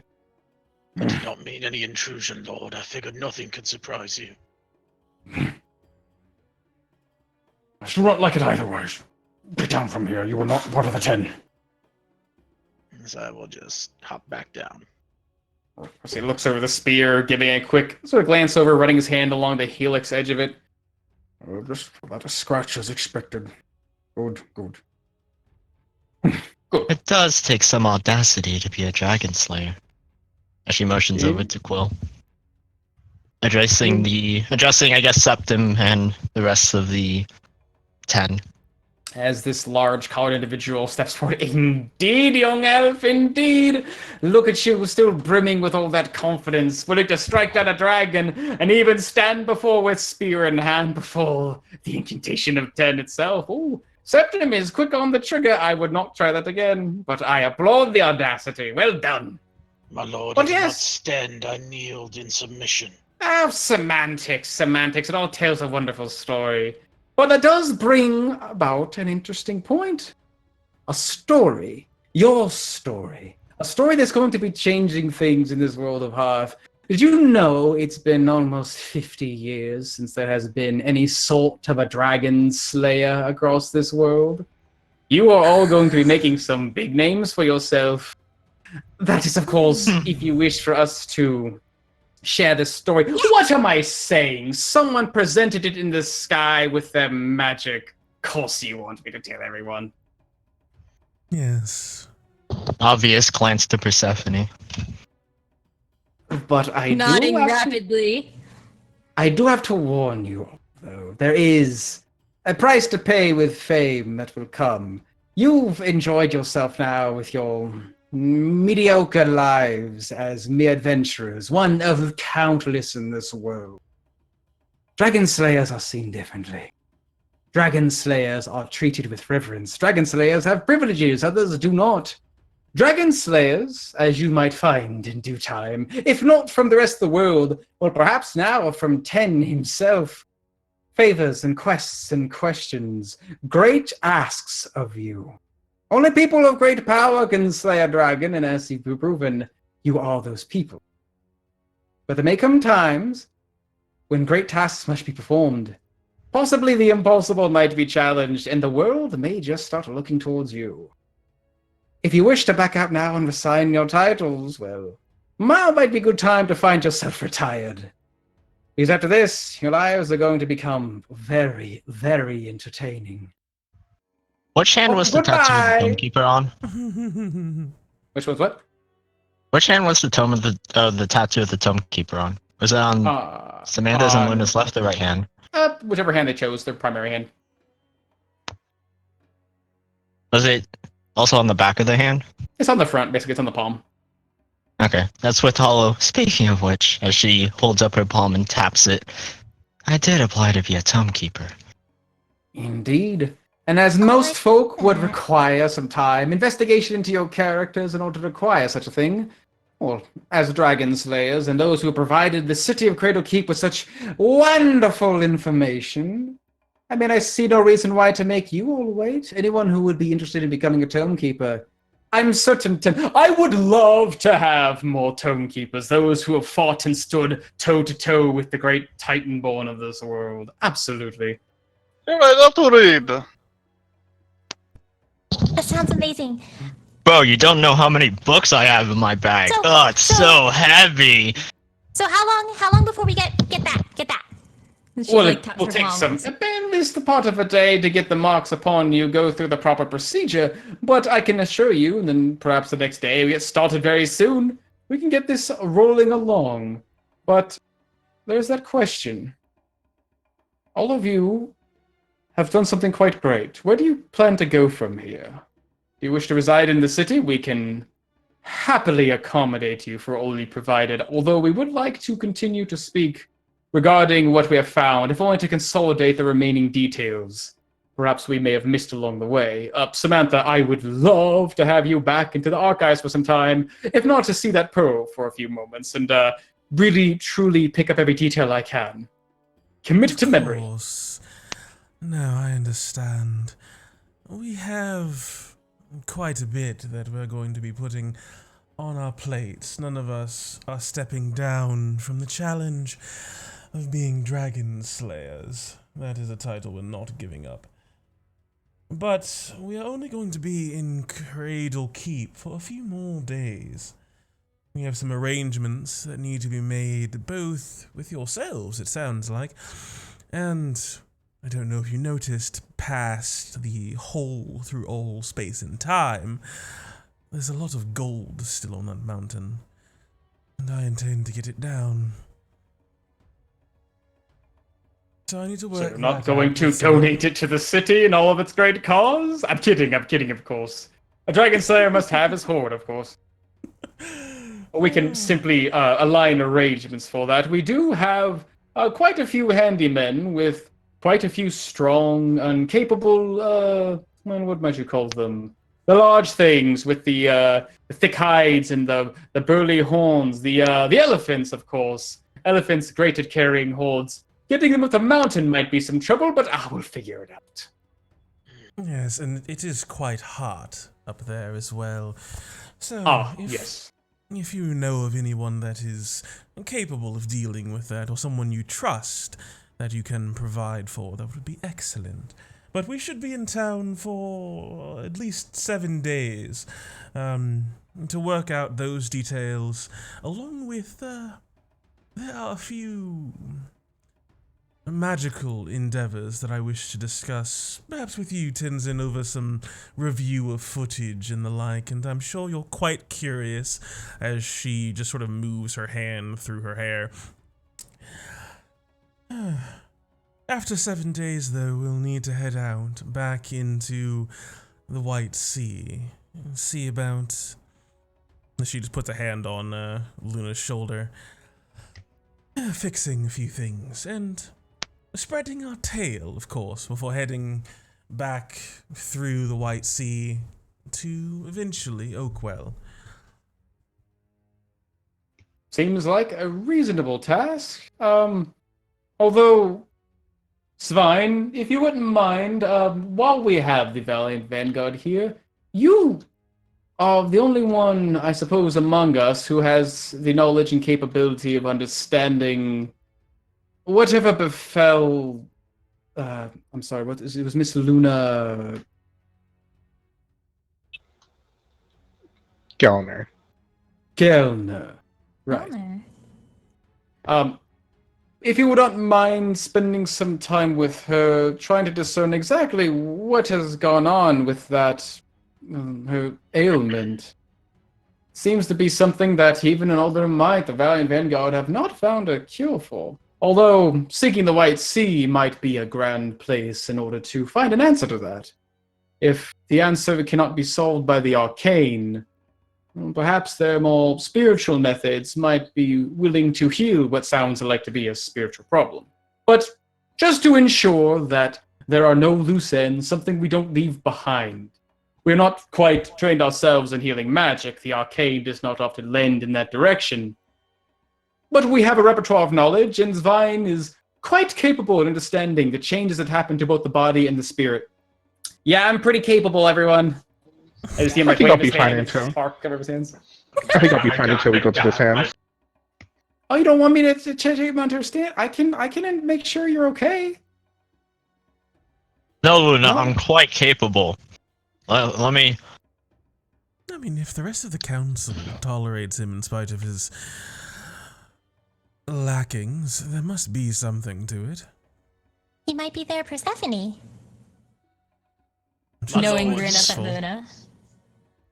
I have but 2 asks for myself. Well, yes, of course, First. Dragon Slayer. I am looking for an individual that can infuse abjuration magic within my shield. Do you have such a person in this city? I mean, abjuration is the greatest magic of all forms. It is protective, it heals, it can bring those from one place to another, protect from all forms of damage, I suppose. And we are dragon slayers, I love my time. If but a simple task as infusing a shield with defensive properties. I believe that means he will help you, as he motions over to Septum. That would be A true honor, my Tsundere. lord. And I believe, Gaubin, you said that you were a master of conjugation magic. I am a master of conjugation magic. Wait, no, I'm not. Conjuration magic. Indeed. Love I was conjugations. curious if I could sit with you a while and learn a bit of your secrets. As you have seen here before, I'm able to teleport some distance. I've been curious on how I may utilize this to protect others who find themselves in dangerous positions. Perhaps carry them along with me to safety. You know, I had seen some time that elves that come into town would have a strong connection to their Fey heritage. Seems to carry them through the air, even with a blink or a puff of smoke. I would like to study it if you would allow me to. Perhaps I might understand something that you don't. That would be very much agreeable, Lord. But I don't know how your magic is able to carry such a large and strapping elf through the veil itself.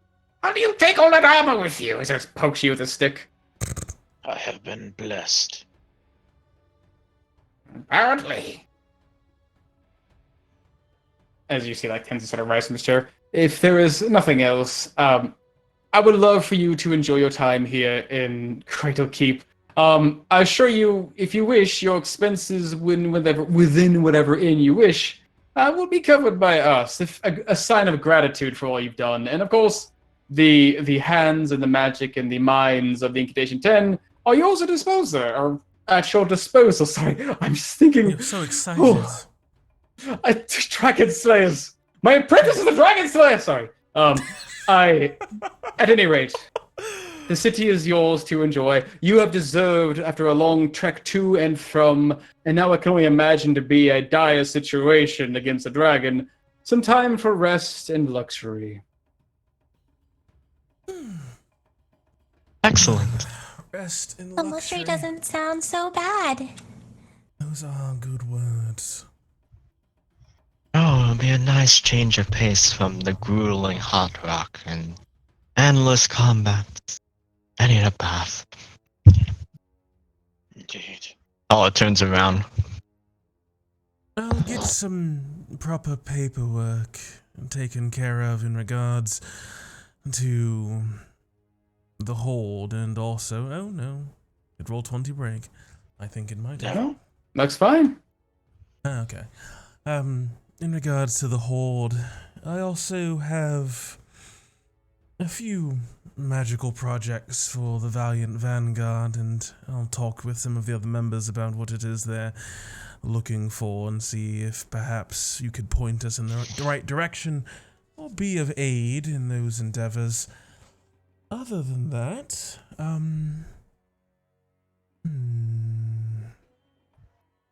Oh, did you have no further questions for us?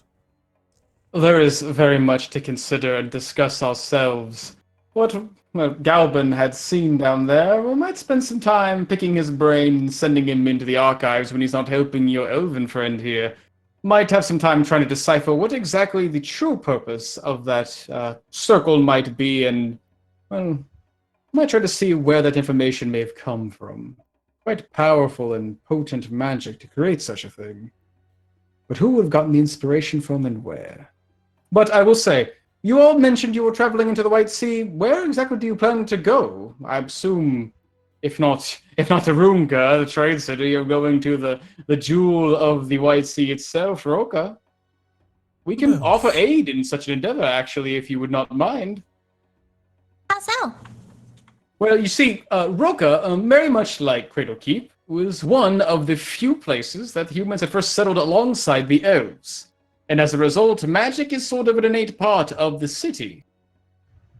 And after, well, I guess you could call a long-standing relation with the current Wizard King who provides there, we do have a means of an immediate transport from this location to that. Although, might need some word of warning to the Wizard King. I don't think he likes immediate guests traveling into his tower. But nonetheless, I'm certain he'll be fine. A week's time might be enough for us to reach him.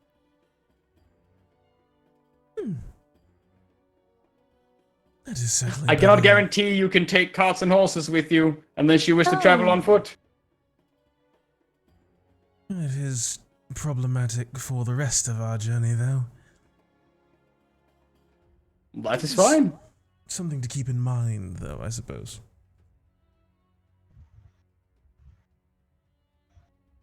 Okay. And with that, after some final rousing words, it seems like the council begin to disperse, some of them beginning to discuss among with the rest of the group what their sort of plans are, if they have need of the incantation or the other magic folk of the city for any projects they might have, as it seems like we've entered a quick moment of downtime within the city of Cradle Keep, as it seems like you guys have about a week to do some construction work or meet with people. What exactly are you guys up to during this time? Okay, first of all, the most important thing. I go back to the end. Where's Bram? Yeah. He's dead. He's dead. After you come back to, it looks like, I think, what was it? I got my gold pieces ready. You come There's back like to the, 7,000 of these things. you find him sort of not at the same inn you were before. It seems like he's moved some of your things to the Gilded Scorpion, where it seems like it's probably one of the higher end inns in the town, closer to the actual archives. A little strange, you only noticed them because you saw what looked to be like some of the other wagons and whatnot you had brought down alongside him, sort of rested outside. You enter into this very nice place, sort of the ground and walls covered in this plush material. Lots of lounging chairs. This is a place where the wealthy come to sort of just relax and unwind. You can sort of smell the sort of soft and tobacco-y scent of, looks like hookah smoke, sort of filling the air. And as you do enter this place looking around, you do see what appears to be a couple of women covered in, it looks like long and thin winding gowns. Some of them have been like wrinkled up to their sleeves and up past their shoulders, sort of sitting in chairs and laughing and talking. In between them, just sort of sitting straight-shouldered, almost like stiff as a statue, just sort of with a pipe in his mouth, just letting smoke pour out of his nose. Seems to be an excited but somewhat uncertain and very flustered-looking Bran. Oh, Bran. Oh, Bran. This young, probably just budding into adulthood half-orc. You can see like the edges of his tusks peeking up past his lips as he's sort of just puffing at his pipe. As these two women seem to be talking to him, he seems to be smiling and talking back to them, but keeps going back to his pipe and sort of just like stares off between the middle of them. I want to sneak up behind them to see what they're talking about. Sure. Sort of just like wandering up behind, carefully stepping. Roll me a stealth check, as this place is pretty wide and open. There's a bit of haze, but not a whole lot of people are here. Actually, no, it's going to late evening. There's considerably a few people here, but no one that really stands out as much as you. Everyone's wearing like soft silk clothing. You're in your own. Yeah, but still quite capable, able to tiptoe and make your way around, get closer and closer, and you can hear their words sort of picking up in his ears. Like, so what are you going to do with all of that coin you have? Sorry, I mean, we noticed. We couldn't help but notice. We could hear it jingling when you came in here. You know, we could show you all the grand and luxurious sights around the city. There's great plays you can go see, amazing food. And Bran's like, oh, yeah, that sounds wonderful. I'm just here to guard horses, and I want to try this stuff out. I heard of it back home, but I never had it. Oh, we can get you some better hookah if you want. Some special stuff down south, things that you normally can't get all the way up in Crossway. At least without getting your hands dirty. You don't mind getting your hands dirty, do you, Bran? He's like, I'm not certain about that. I'm going to lean my head down right next to one of the girls and says, "Is this a bit of a high-end place for a couple of prostitutes?" Prostitutes? What are you talking about? We simply just work here. We are coutures, as you might call it. Why? What are you doing? We saw him first. Did you see Bran sort of like peek up his head at you guys and then look back to you? Oh, Luna! I was just Having fun. Yep. No, I was just checking this place out. You're back really soon. I'm glad to see you alive. Really, it's been like 2 weeks, hasn't it? I honestly didn't know how long it would take to get there. I don't travel too often. Excuse me, I'm choking. It's like, would you just leave this boy alone? He's just trying to have a good time here. We're going to kind of put her finger on one of the girl's chins and just say, listen to me. This person is under my employ, so if you don't want to take a fireball in the chin, I advise you walk away. Roll me intimidation check. Oh my god, are you like his mom? Oh. Oof. As you see her I look still at you, have a luck coin Yes, that I you do. haven't used. Oh yes, use the fucking Are you turtle going coin. Fortune dagger. What a swing! Dodge 1 to that 19, one. baby. As You take your as lucky charm out and you stab him with it. Right in the As you- eye. Yeah, as you tilt her head up, she kind of looks at you confused, like for a moment, like she's just trying to figure out what you're about, and then she sees the look in your eye, and maybe something she sees in you, Luna, in your words. She suddenly, like, her face sort of drops. Sorry. Jill, let's go. Let's go find someone else. This one's taken. As they get up and quickly sort of just scatter and sort of spread, I guess, the far side of this inn away, just leaving you and Bran sort of alone in this large, like, love seat, just sitting there, just holding onto his pipe. Sorry. Was I not You're supposed to- fine. I gave you 100 gold to just have fun while we were gone. Yeah, that's a lot of money to have fun with. I don't know how to spend it all. How much do you have left? I have 94 gold pieces left. Did you not do anything? I bought 5 I- gold worth of candy. Is that weird? I didn't want to spend it all. I don't know when you guys would be back. He's so responsible. I never had this much money before. I'm sorry.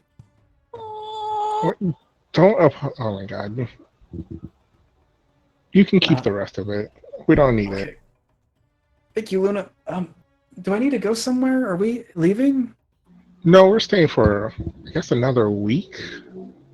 Oh, okay. Do you need me to do anything? I still want to call it. Do I call you my lady? I feel like you told me not to. Yeah, don't do that. That's weird. Okay, I won't do that. Is there anything you wanted me to do in this week, Luna? Do you have a dragon head to take home? I can't carry it. No, but let's go talk to Samantha. She might need you for stuff. Oh, What fucking good are you? okay. As I mean, he sort of I gets would- up, sort of coughing more smoke up, and then yeah, follow you out wherever you want to go. Yeah, Guess I I'd just meet up probably back be with with you. you. Yeah, do we all go together or do we split off? I don't know. Do you split That's off? all it would split Yeah, off. because like if you were fine with that, I would have totally been about 25 feet back, just watching this whole scene play out, just watching you get Bran back. Sure. Alrighty. But if there's anything else you want to do, you guys have a week in the city of Cradlekeep. Yes. With all it goes to the letter carriers.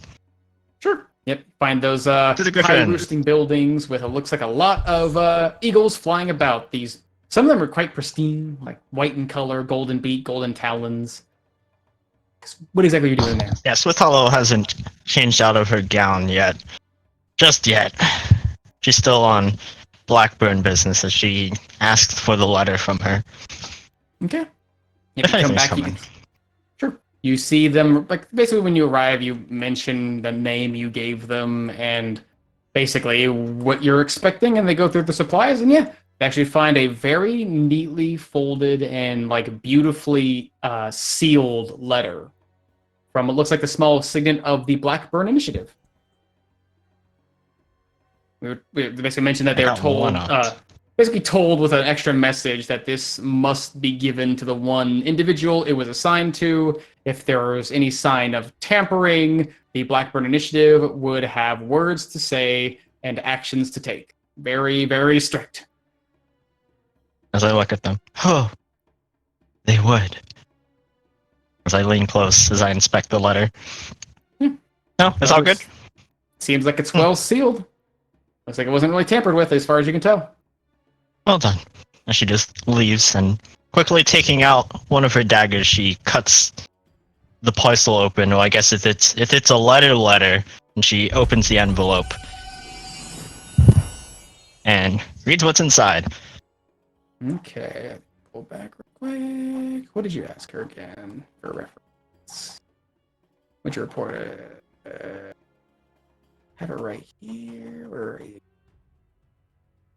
That's what I can't remember now.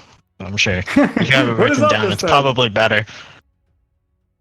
Sure. Most of it I seems to be just vaguely remember. just confirmation on all that you've reported in. There is seems to be an interest in something you've pointed out, an idea that the Blackbird Initiative would be somewhat interested in accompanying you with or providing funds for, to keep details a little light. Mm-hmm. Secrets. Secrets. But they would like some sort of confirmation if and when you are back in the town of Oakwell. Like Lady Blackburn has something Ooh. somewhat important to either give or tell you, but it's quite unclear. In Oakwell. Mm-hmm. Ooh. Ah, sorry, Gizmo. Yeah, she just wouldn't like to say so. Oh, maybe I can send him. Alright. As she heads back inside. Sure. I have a letter. Now, this one isn't on initiative business. One to Gizmo of Broken Ridge. What's been so long? I forgot his name. Hang on. Yeah, I say Gizmo's real name instead. Gizmo. Yeah, Gizmo. Sure. His real name is Gizmo. And send him a letter along with a parcel of... How long does it take to travel to Oakwell? Just walk into Oakwell from here. No. I'm sending him gold to take a carriage or something. The bird you're sending to Oakwell. No, I would like to send him gold so he can go buy horses or a carriage so that he can go from Broken Ridge to Oakwell. Well, so you're Because I sending want Gizmo. Oh, Yeah, you want I'm him to sending come to Gizmo Oakwell. gold. Yeah, I'm sending Ooh, that's Gizmo gold. interesting. With a whole could a horse on his side. It's birthday. That is. That's gonna take him about with a good horse. It might take him over a week to get there if he leaves immediately. But yeah. This sort of lines up with us, right? A little bit. He might be. It depends when it gets there. Uh-huh. But yeah, if you wanted to be in Oakwell, certainly can send him a letter for it. Yeah, send him a letter, send him however many gold pieces it takes to buy a horse. I guess platinum. Let's see. To lighten the load.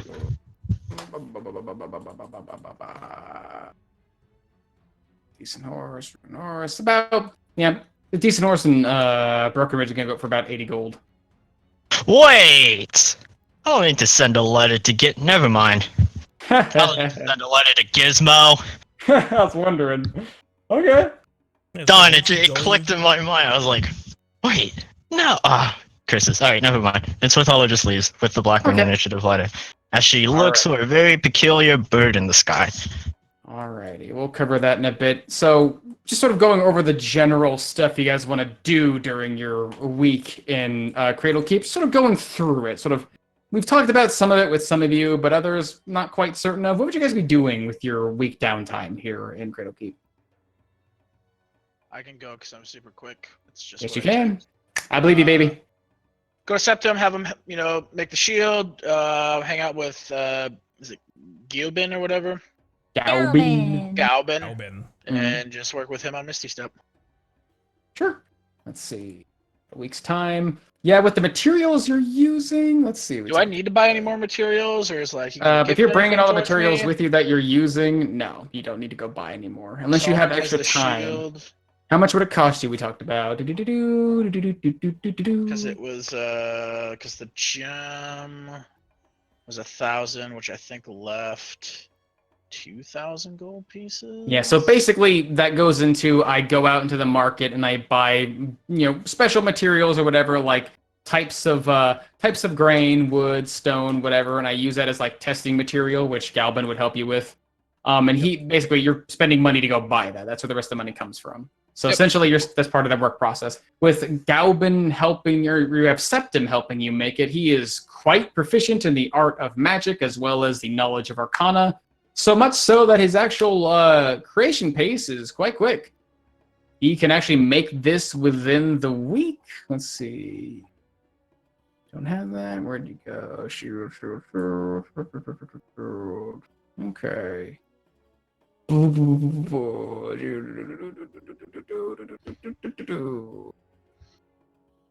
Okay, nice.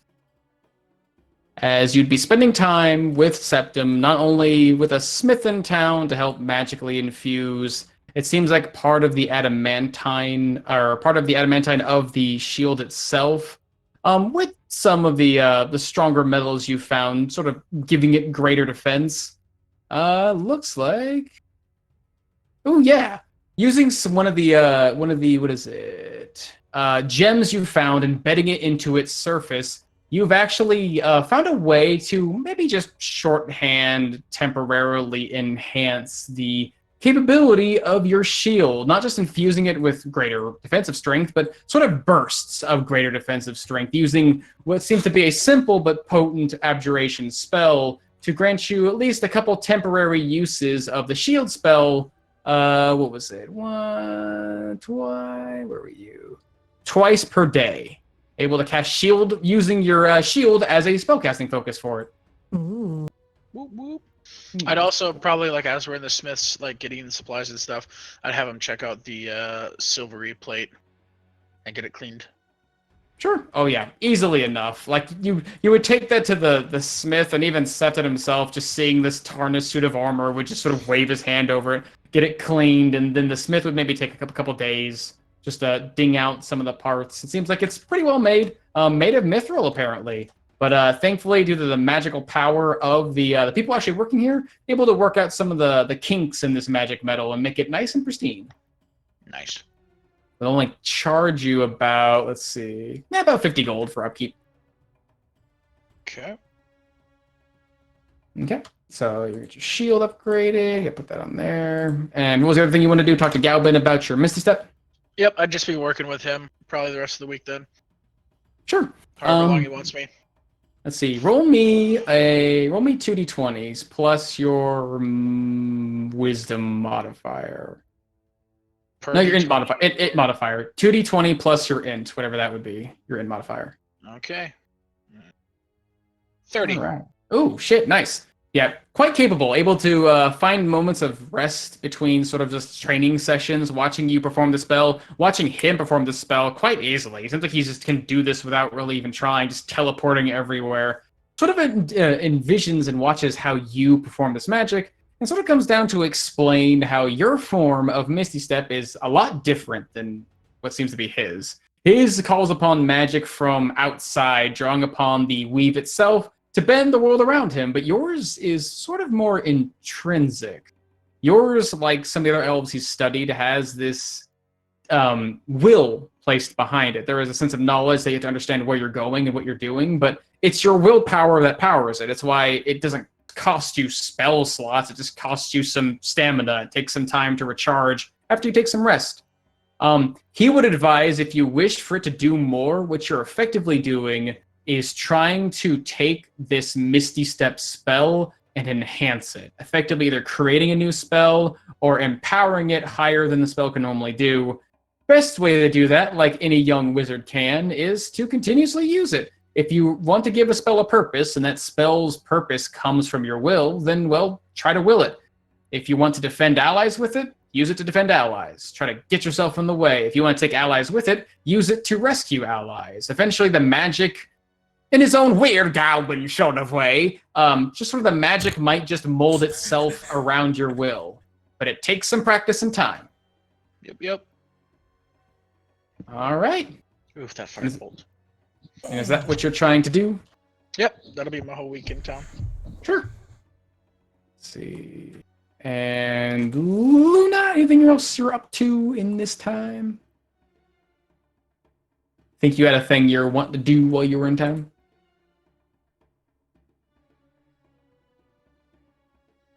But they might need to think on it.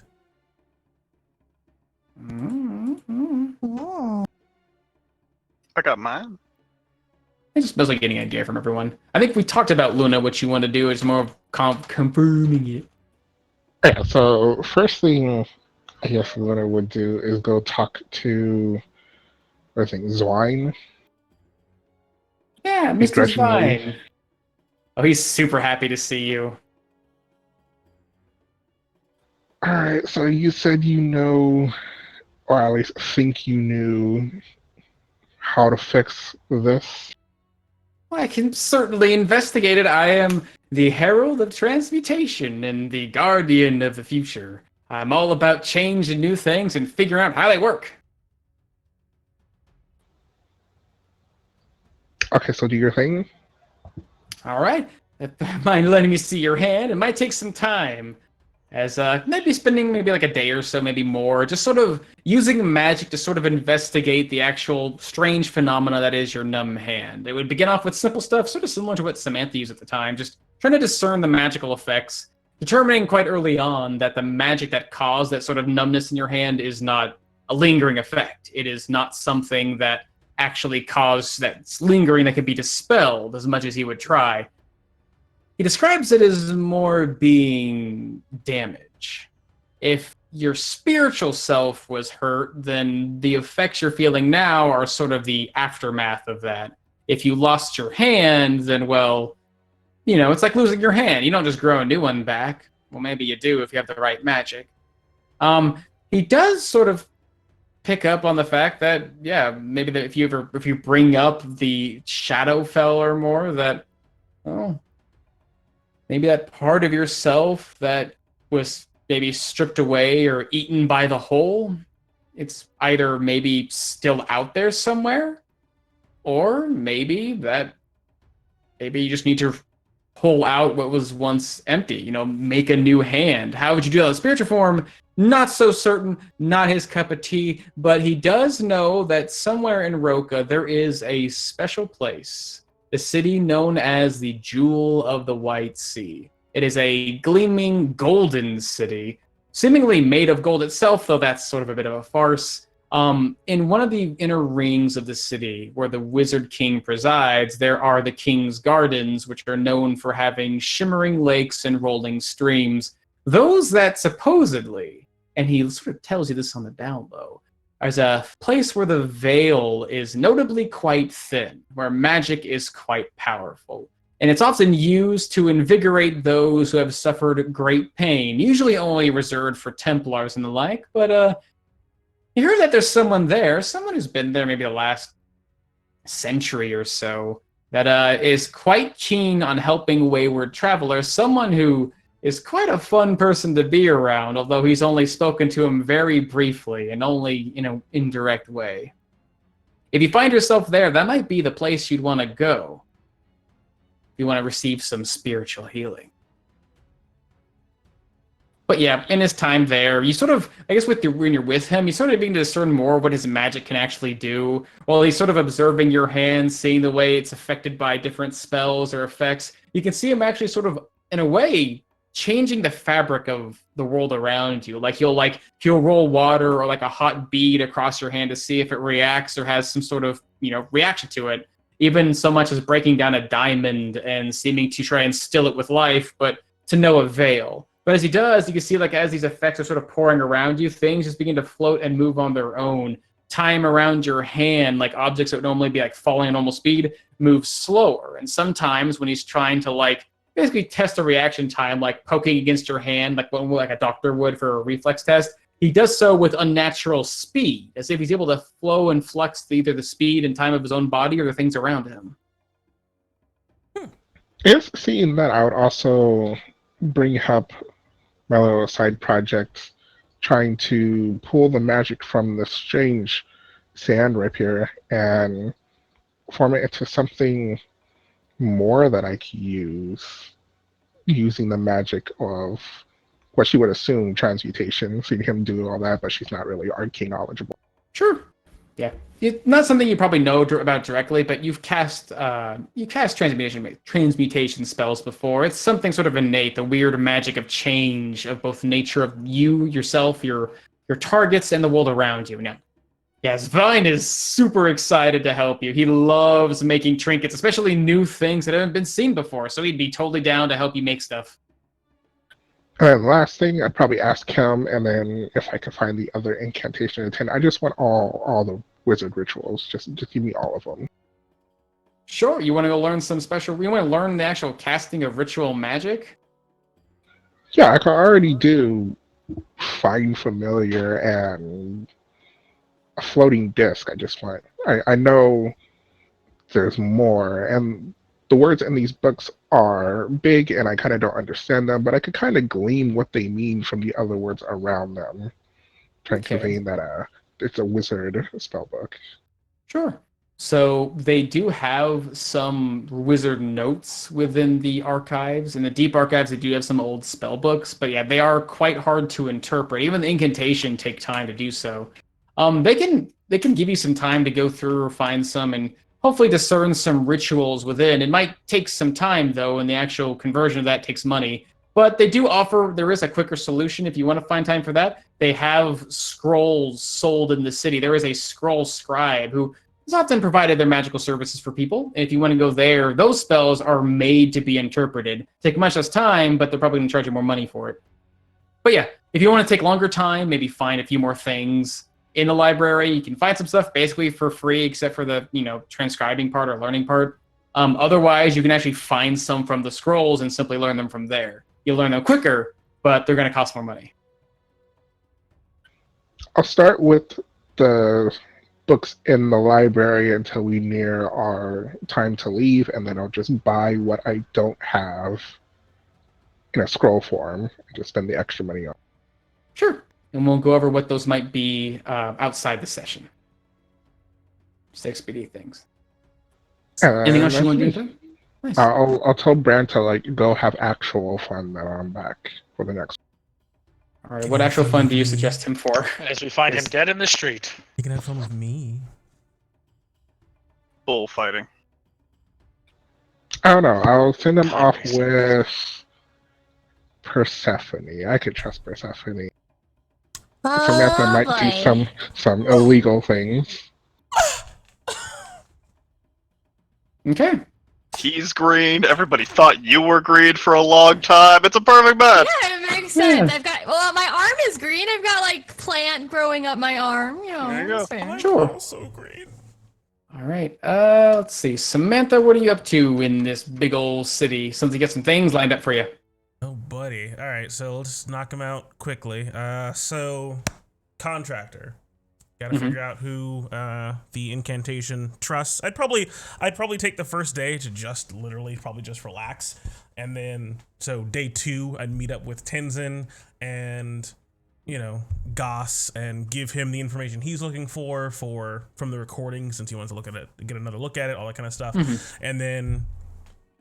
Hey, it's me, your favorite apprentice. Who should I hire? Blah, blah, blah. And we sort of work that out. And I'd also ask him about my my little pet project. And sort of getting them not so much a permit, but I guess a way to move with me without having to be tied up. Right. He would be kind of concerned at first, the idea of, hey, I brought some people into town, by the way. These are kobolds. But it is intriguing to him, very much so. Your endeavor, your idea of taking these stragglers. Yeah. Oh, I imagine. Sort of explaining these, the intent of these creatures, taking them from their old master, rehabilitating them for society. Very intriguing. He explains that your clout as being a dragon slayer might give you a bit more leverage and, hauling kobolds into town, as from once before, such a thing's kind of crazy, bringing these vicious little creatures inside. But, seems like you have some more pull, some more belief that your capabilities of doing something kind of strange, like rehabilitating these monsters, might be capable, or you might be capable of doing so. Sort of his advice there is simply keep them away from people, let them see them without them actually doing much. It's like bringing a tiger into town. Everyone loves to see a tiger. They don't want to be near the tiger. Once you've proven that the tiger won't bite someone, and you can't always prove it, but once you've given good reason to believe, it might be safer to let them around. He sort of gives you a story about how long ago, when the incantation was first in session within Cradle Keep a long, long time ago, They were instilling lots of transmutation magic around the city. A lot of ideas of like, hey, what if we like clothe the poor? You walk through this district and clothes just appear upon you. And then things didn't go as planned. Everyone got overclothed. You know, and good intentions go wrong. But you know, the idea is they wanna take this good idea and sort of hold it just away and observe it until it's perfect. And so the same way, take this idea of yours. Be very careful and diligent. Put lots of thought into it. Try to look for all the facets, the goods and the bads, and overall, just go for it sometime. Once you feel confident, step forward. Got you. Okay. Yeah. So you know, I would have gotten rid of all of their old crap, so to speak. Besides like anything that they had like sort of a sentimental value to, just like keeping like their weapons and armor tucked away. I mean, you know, it happens. How'd you get this? So I'd also work with the incantation to try to get the hyper chest made. Oh yeah. You know, coughing up the gold for cute little replicas that I could give out. I don't know if there was any, because I wanted to cut it down for all of the extra bits that we sort of tucked in, except for the multi-boxing, so to speak. Mm-hmm. Because I didn't really need the inventory stuff. That was kind of just me being silly. Yeah, that can basically be done. It's the actual chest itself, with the chest covered in gems and jewels, can be created. The sort of issue that comes with that is the only extra cost is going to be however many replicas you want to make, about 50 GP per replica. That might just add like an extra day or so of creation for someone like, in this case, it would probably be Septim who would help make this thing. Okay. But Tim can add his hand into it, considering it's his apprentice. But yeah, easily enough. Just the price of the chest would cut it down considerably without an extra ability, and yeah, it just costs 50 GP for every individual thing you want to make. So I would pay the 50 GP for the extra replicas to get those commissioned and made, and hopefully get the hyper chest made, Sure. where it basically just does the first, like, 2 lines or whatever, Yeah. without giving me the log, and without giving me the hey, who's accessed it parts, because that adds way too much gold to be worth it. The other thing would be I'd broach my idea with Tin about turning the Orb of Witness into the IMAX of Witness, because I had not thought of another name yet. Yeah. Pretty excited about that idea. Not so much for its practicality, more so just for, again, the bombacity of it all. Taking this already pretty considerable item and pumping extra magic into it for the sake of theatrics. Like, he believes Tessero would be down to help you make that. He would love something like that. Problem might be trying to keep it out of his hands after you gave him such a thing. It's a one-man walking show. But yeah, I think he'd probably get it done. It would, just adding this flagrant magic, though, would cost considerably, even with all the materials you have to do so. Yeah, because I think we're looking at a end price of 7,500. No, 5,000, because we also put in the moonstone, which brought down another. That's right. So using the moonstone, consuming it to help pump more magic into it, yeah, about 5,000. Yeah, because it would end up like turning into like a sort of like a really old-fashioned cartoon dumbbell of like one orb and another orb with like platinum. Oh yeah, not all materials get smashed together. Sometimes they get broken down in the process, like you burn things to experiment with the magic. But yeah, about 5,000 GP, and it would take them. Let's see, with 10 and Tessero on it, take them about 1,000 divided by that. 200,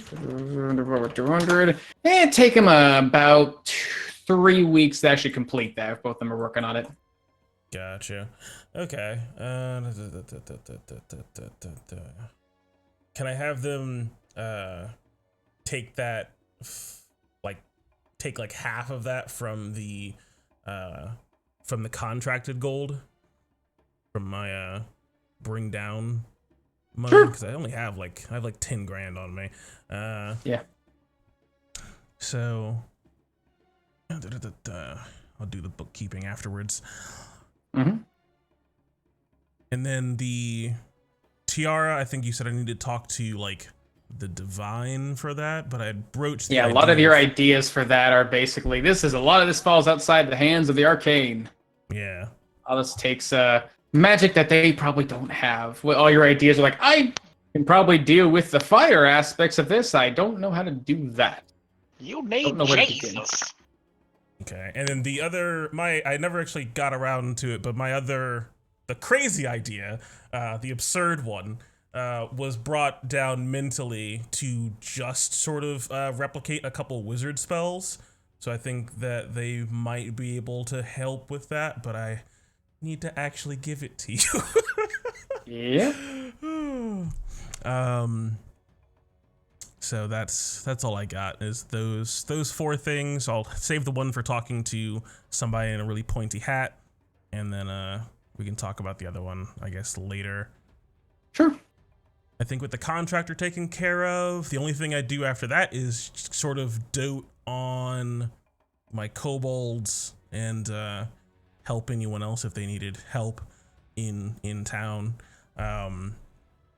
So I'd pay the cost for that, and then I'd go take the kobolds and go get them some very nice clothing, like that look like sort of I guess like preppy kids. I don't know, like just like Giving them suits.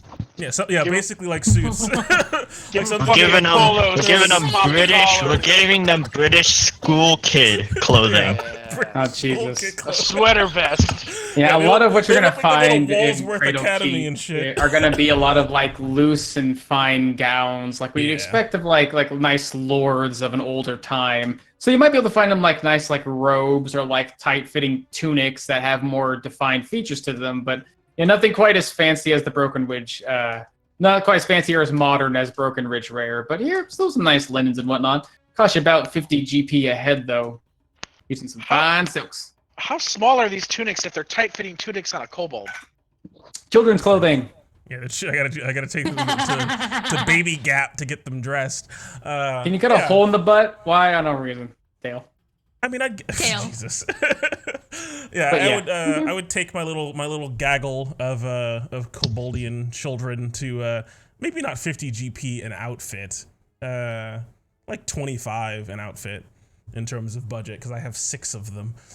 Sure. I have a lot of children, not enough money for that. I'm sorry. Now you have slightly clearance, beautiful outfits. That's fine. Still look really nice. We're going to Still teach more you than what Max. You kobolds guys not normally get. complain. Yeah, and I get them, like 2 each, so it'd still end up being 50, but they'd have 2 sets of clothes. Sure. Some of them seem pretty adverse to it because they're used to wearing armor, but others are okay because their master's telling them to.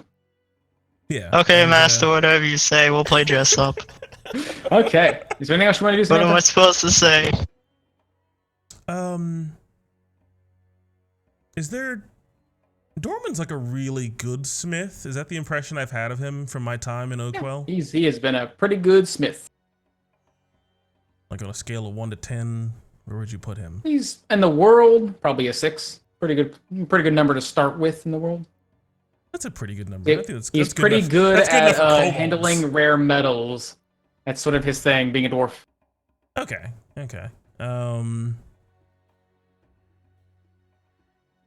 Pretty good at handling rare metals. And making jewelry? Jewelry is kind of outside his craft. He usually hands it out to Pip. Pip's usually the Mr. I don't know how to use this. I'll figure out how to use this. Do they make Like good anytime jewel jewelry has to be here? cut, he always hands it to Pip. He's okay. Do they make good jewelry here? Oh yes, very much so. Okay. I would take the my They're 7. all about cutting gems for their magic. What about metalworking though? They have a smith here. He's pretty decent. He's like just below Dorm. He's about at Dorman's level actually, in just terms of he's not a dwarf, but he is a human who has some. He works in a place where there's magic flowing through literally everything. He has an understanding of how to work with some magic metals. But yeah, no dwarf. I'd say he's like a 5 out of 10. Okay, so I'd hang on to the ingots because I need to find somebody that can shape metal into a really nice, decorative, fine looking set of things. So I'll hold on to that. Sure. So Okay. then, contractor done, kids gap done. I'll get armor and Oakwell. Kids. Hey man, short speaking. I think I'm good. I think unless I'm missing something, I think I'm good. Okay. Tamarcon, what are you up to during these week-long travel here, week-long expenditure here? Yeah, first day, hanging out, partying, maybe spend some time with Bran. Also just chatting people up about the Opus just a little bit. Tamarcon obviously knows quite a bit about it, because it's, it's the thing everybody fucking knows about, and it's obviously something up his alley. But he's refreshing himself. He needs to find a handy little thing that it seems like a lot of the group seems to have, and if he can find a little compact version of it, certainly help him in his endeavors. See if he can get himself a little bag of holding. Pretty decent place to do that. They do sell them here at some of the. There isn't quite a magic shop, but there is just places where traders and merchants have access to these magic items. Some of them actually made in Cradle Keith themselves. They do run a little higher than normal, though, at least higher than where some people have found. An actual bag of holding would cost about 1,000 gold. These ones are well made, good material. You saw that like when Luna uses hers, it seems like part of it's been patched together, like it's seen some damage. When you see Samantha use hers, she has to be very carefully because it seems slippery. But this one just seems to be a pretty stock standard. And they run about 1,000 gold. Duke. Can I get one with the same wide opening, just smaller, more compact? So if Like you a squished pouch it almost? together, it could basically like fit in your hand, like in the palm of your hand. If you could only carry like 100 pounds instead of 500. They do have smaller ones. They're basically pouches of holding. They're like small, about the size of your fist instead of like a bag hanging down. You can like hang it from your satchel. You can fit like maybe like about it's about a foot diameter. So yeah, smaller, carries only about 250 pounds or 150 pounds inside. Yeah, I'll grab me one of them. Sure. How much was that?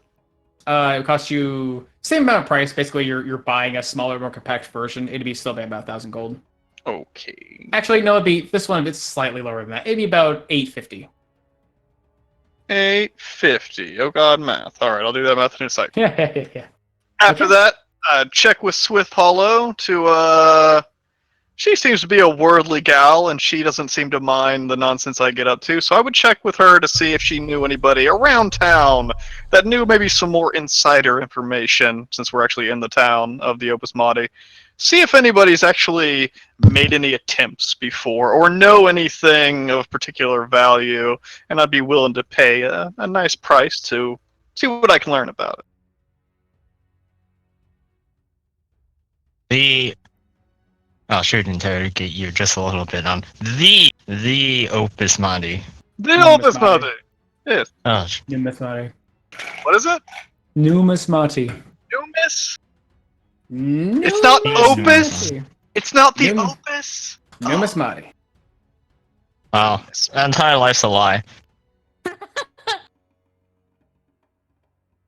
Yeah, after receiving confirmation that you mean the Numis Mondi. She'll see what she can do. Numismati.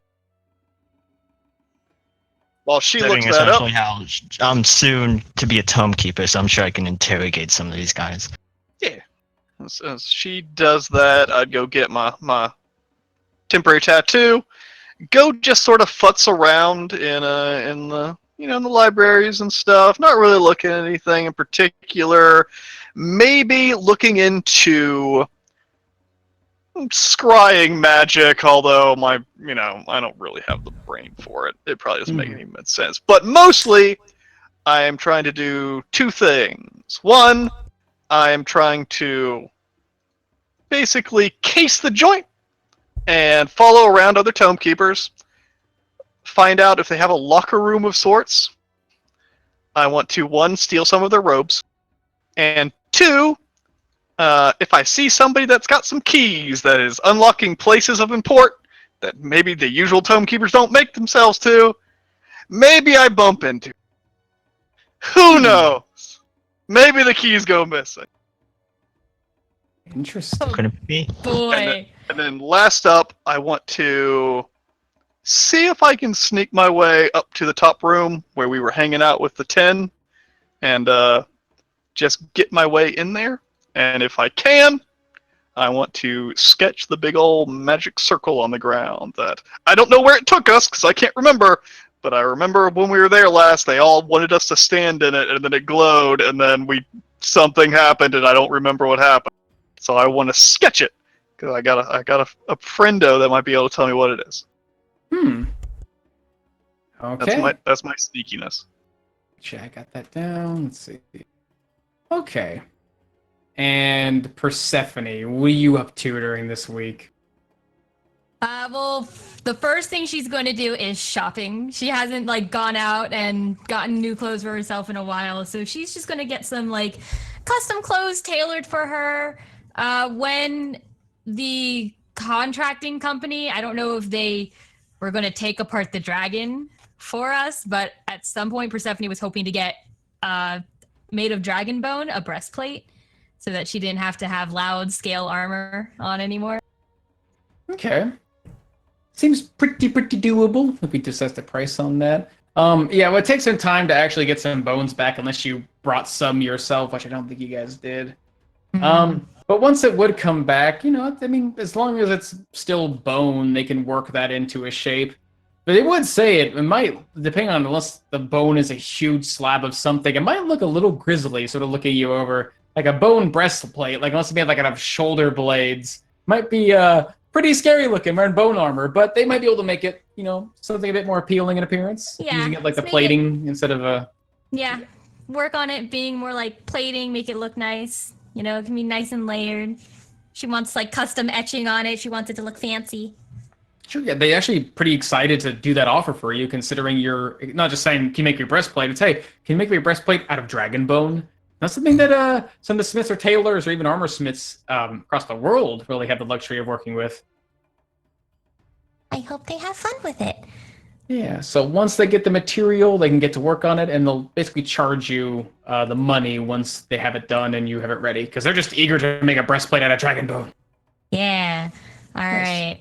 Custom dress. I'm going to see... Can I, I want a bag of holding? Sure. Can I do window shopping for bag of holding?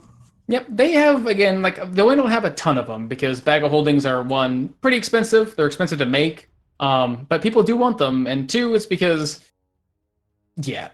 people who have these like to hold on to them. It takes some considerable magic and resources. You get some good, payment out of it buying these things, but yeah. They're like one of the few items that people who make them usually make them for themselves and don't sell them, but they do have a few of them. It seems like Tamarkan would have bought a smaller one, leaving a normal one behind for about 1,000 gold. There is a slightly nicer one they're selling for about 2,500. It's somewhat similar to Samantha's, able to stretch open wider and contain a bit, at least fit larger things inside of it without being able to tear. But that is 2,500 gold pieces. Otherwise, they have another small pouch.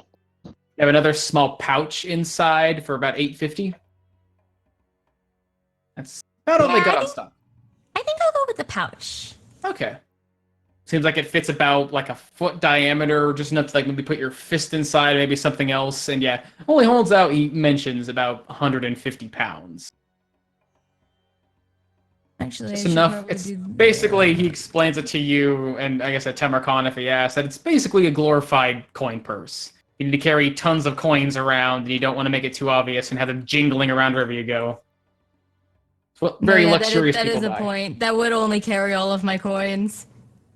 Yeah, no, I'll go with the normal one. I need to carry more than just my coins. So an actual bag of sorts, like something you'd hold up and hang down. Yeah. Pretty decent. Cost you about 1,000 gold.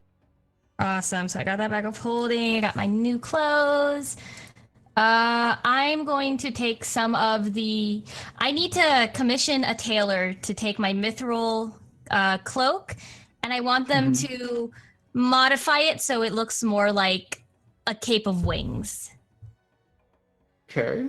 Let's see. What did I have here? Did I put a price to this? I don't think I did. Yeah. The tailors here are actually pretty impressed that you have a mithril weave cloak. It's something you don't often see. It's a, I guess, a product of elven ingenuity and the art of crafting, taking this very fine, flexible metal shredding it down to single threads and then being able to work with it like a weave.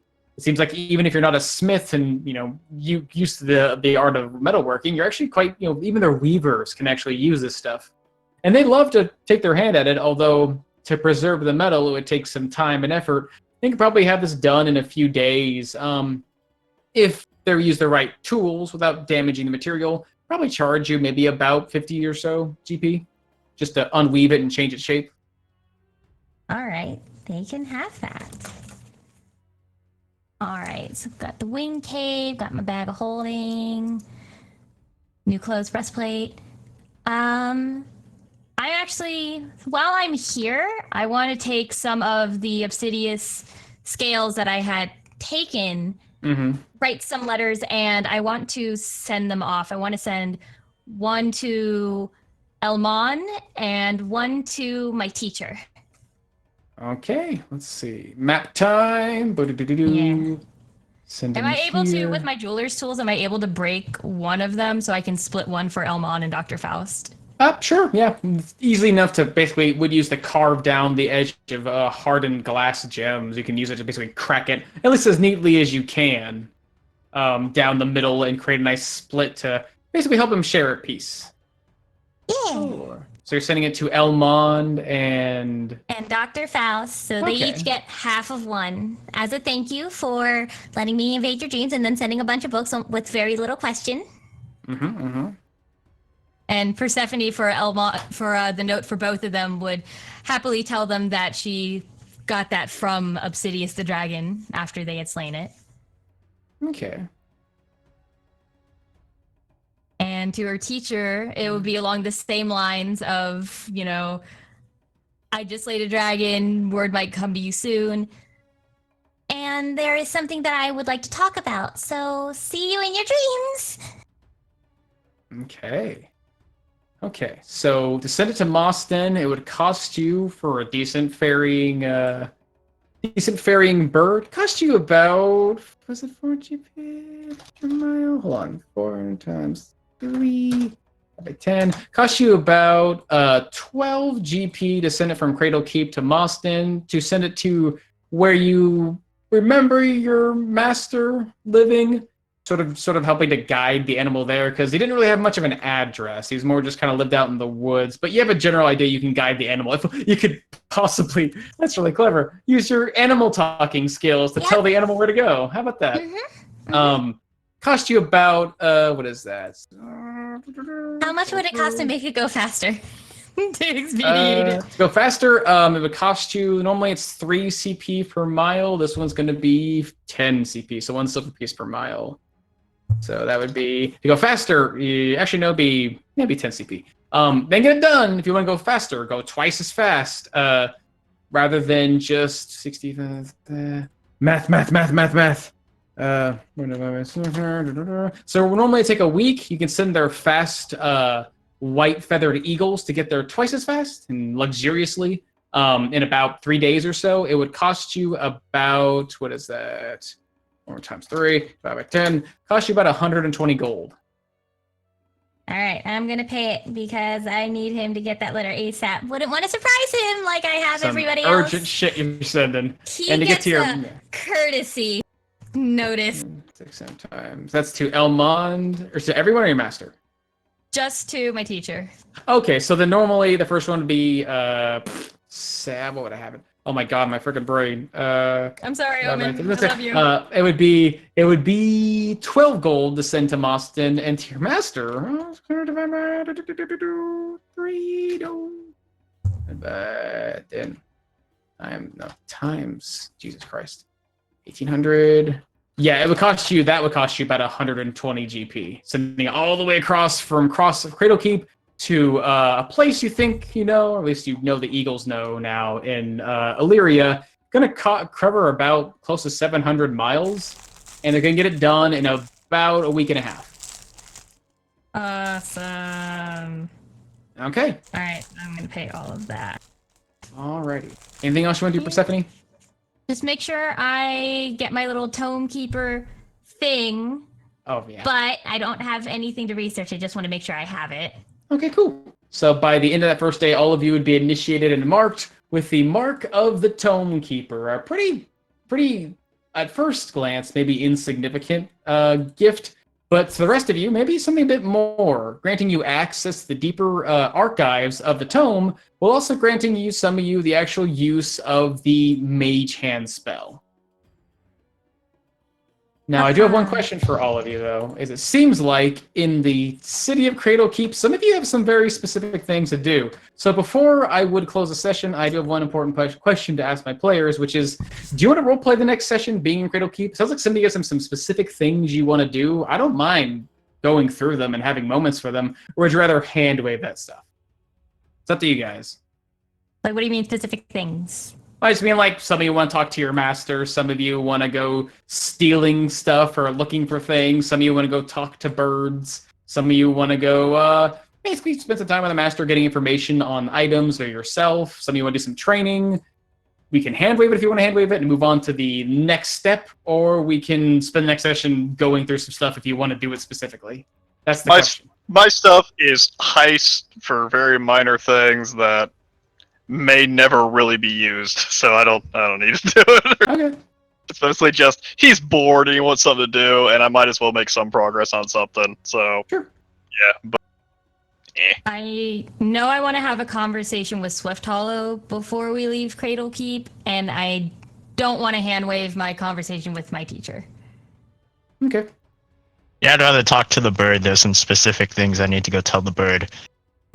Okay. Bird? Yeah, the bird. My downtime's done. I don't need to talk to no one. Okay. I can't hand wave since Luna gave me Bran to, I don't know, enjoy Cradle Keep. Persephone's going to want to go play cards somewhere because she hasn't done that in a really long time. So it's like, Ooh. we're going to have fun. She's going to All take right. Bran. She's going to try to have fun around Cradle Keep. Sure. Okay. Come on, Bran, I'll teach you the art of spending money needlessly.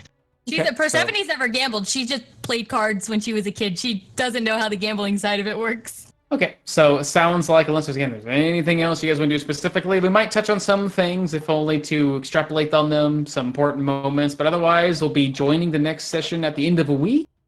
After all things have been said and done, and the party will be ready to move on to, I guess, somewhere in the White Sea, maybe Roka. It wasn't really discussed. Was there another bag of holding available? There was a larger one for 2,500 if you want a wide mouth one. Yeah, I want a wide mouth one. I'm gonna get both. Okay, it's of them. 2,500 GP then. He's gonna get both of them. He's gonna have, So gonna have a bandolier bag of holdings. Is there a bag that works like the one cold? I mean, for all the gold that we're gonna have. Do what? Is there a bag that works like the one Quildor found? There actually, let's see, where they have one. You know, And I'm immediately gonna take the pouch and put it in the other one. They No, do don't do have that. one. They do have one. It would write up about, what was that, 25? No. That'd be about 700 or 7,500 GP. It's in better condition than what Quildor had, but yeah, still considerably expensive. It's 7,500, 4 digits? Yes. 7,500 For the bag that does nothing. for the bag that Quildor has. Yeah. Yes. But it doesn't I'll do anything. I'll sell it to you for 1 billion gold. You can't give Quill that kind of power, Samantha. How big is the mouth on this thing? Like I 10 like the feet? haversack. I don't like the haversack that much. Yeah, it's a bag that you can basically open up wider. It's a little stretchy. Yeah, but it holds half as much as a bag of holding. You stretch it out to like 5 feet. Oh, it's just the opening. Basically, it's a normal bag of holding, but you can open it to about 6 feet wide in diameter. Nice. Really wide. It's really stretchy. Is his not slippery like mine? I need Nope. This one seems like it was made with well-kept hands. Just costs a lot more than yours did. I need something for the authorities to ruffle through while the real bag of holding is tucked up my butt. Yep. Okay. Okay. So then, unless there's anything else you guys want to do, we will join the Valiant open Vanguard. Bank accounts for Oh. everyone too. Sure. Yeah, that's easily handled. The vaults of Cradle Keep don't just have vaults for magic items and lost treasures. They also just have vaults. They have banks. There's a good place to store gold in the mountain. But yeah, That's right. that could be all Do worked that. out in the background as, yeah, we will rejoin the Valiant Vanguard from their victorious triumph from returning from the Black Rock. now beginning to enjoy some of the spoils of their victory, but with a new task at hand. It seems as if their ally Luna has come out of this a bit wounded, not so much from the dragon, but from the mysteries surrounding it, the powers that awoke it, and the powers that seem to be trying to open a door or some sort of breach in the veil. But you'll find out more next time on Song of Rapture, not too far away from today. What's 2 days? Indeed. Wow. 2 days. As we'll be It's coming just right crazy. on back in just 2 days, this Thursday at our normal time, at 7:30 p.m. Eastern, with more Song of Rapture. With us perhaps probably leaving the city, heading out into the White Sea after wrapping up a few details. I certainly hope you enjoyed tonight's session. I want to thank Shannon for hanging out with us tonight. I also want to give a shout out to Paradise RPG, longtime supporters, along with Indigo. The Indigo channel. Thank you all so much for reading us earlier, and I hope you enjoyed tonight's session of Song of Rapture, and I hope to see you again in the future.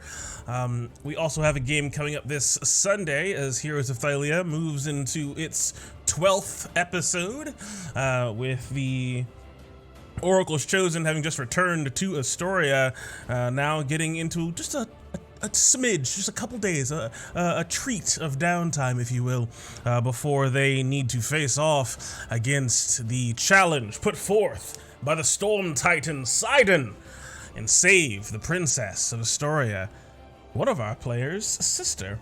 So hopefully they'll be able to persevere against the arrogant and haughty challenge put forth. So tune in this Sunday at 5 p.m. Eastern to find out how that plays out, along with getting to know our newest member of that show's cast, an old friendly face from the Expanse, Nikishi, bringing in his wonderful Minotaur, Bartholomeos. So you do not want to miss it. It is a lot of fun. Other than that, I want to thank you all so much for watching, and if you want to continue the conversation and talk about your own games, or talk about the latest UA or homebrew that you found that looks crazy or lots of fun, be sure to hop into the Lionhead Gaming official Discord, link to that in the chat right there for you. Hop on in and chat on up with us about our games, about your games, and just about, life in general, and share some memes and all that good stuff. So, with that, we're going to host somebody who is also playing some of the world's greatest role-playing game, as they like to call themselves, some D&D, and I only have one more message for you. As always, may your dice roll 20s, and you always make your saves. Later, y'all. Cheers! Bye. Wash your hands.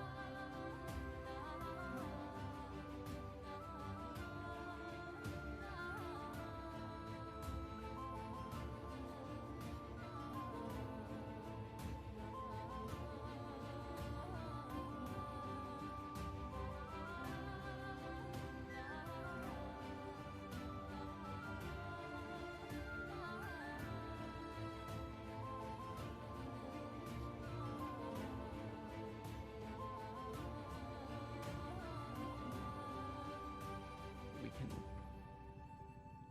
learn from our youth and just wait around and be the forethought, or we could be proactive about this. I honestly don't really know either. I just want to know what you think we should do and what you want to do. I don't think want comes into play. Suppose we step out into the swamps on our own before the rangers come and we alert the lizardmen to some sort of incursion, something, and they're ready and everything goes to hell because we couldn't be patient for 2 more days. I understand that, but also remember, there are a group of people already heading over to where the lizard folk were. Yaman Stone sent out that group. Remember those villagers we passed on our way that were looking for the Jewel Heart when we were heading back to Saltmarsh? We're moving too slow already. Look, it seems to be that every so often there are going to be people that cross by. Now, last time I went, there was hostility involved. It seemed like we were more threatening than we attempted to be. And that's kind of what set everything in motion there. Now, I don't know how many lizard folk are in that colony. It could be more than what the Dreadwood Forest or Dreadwood Rangers even have. I'm not saying that we can handle it ourselves.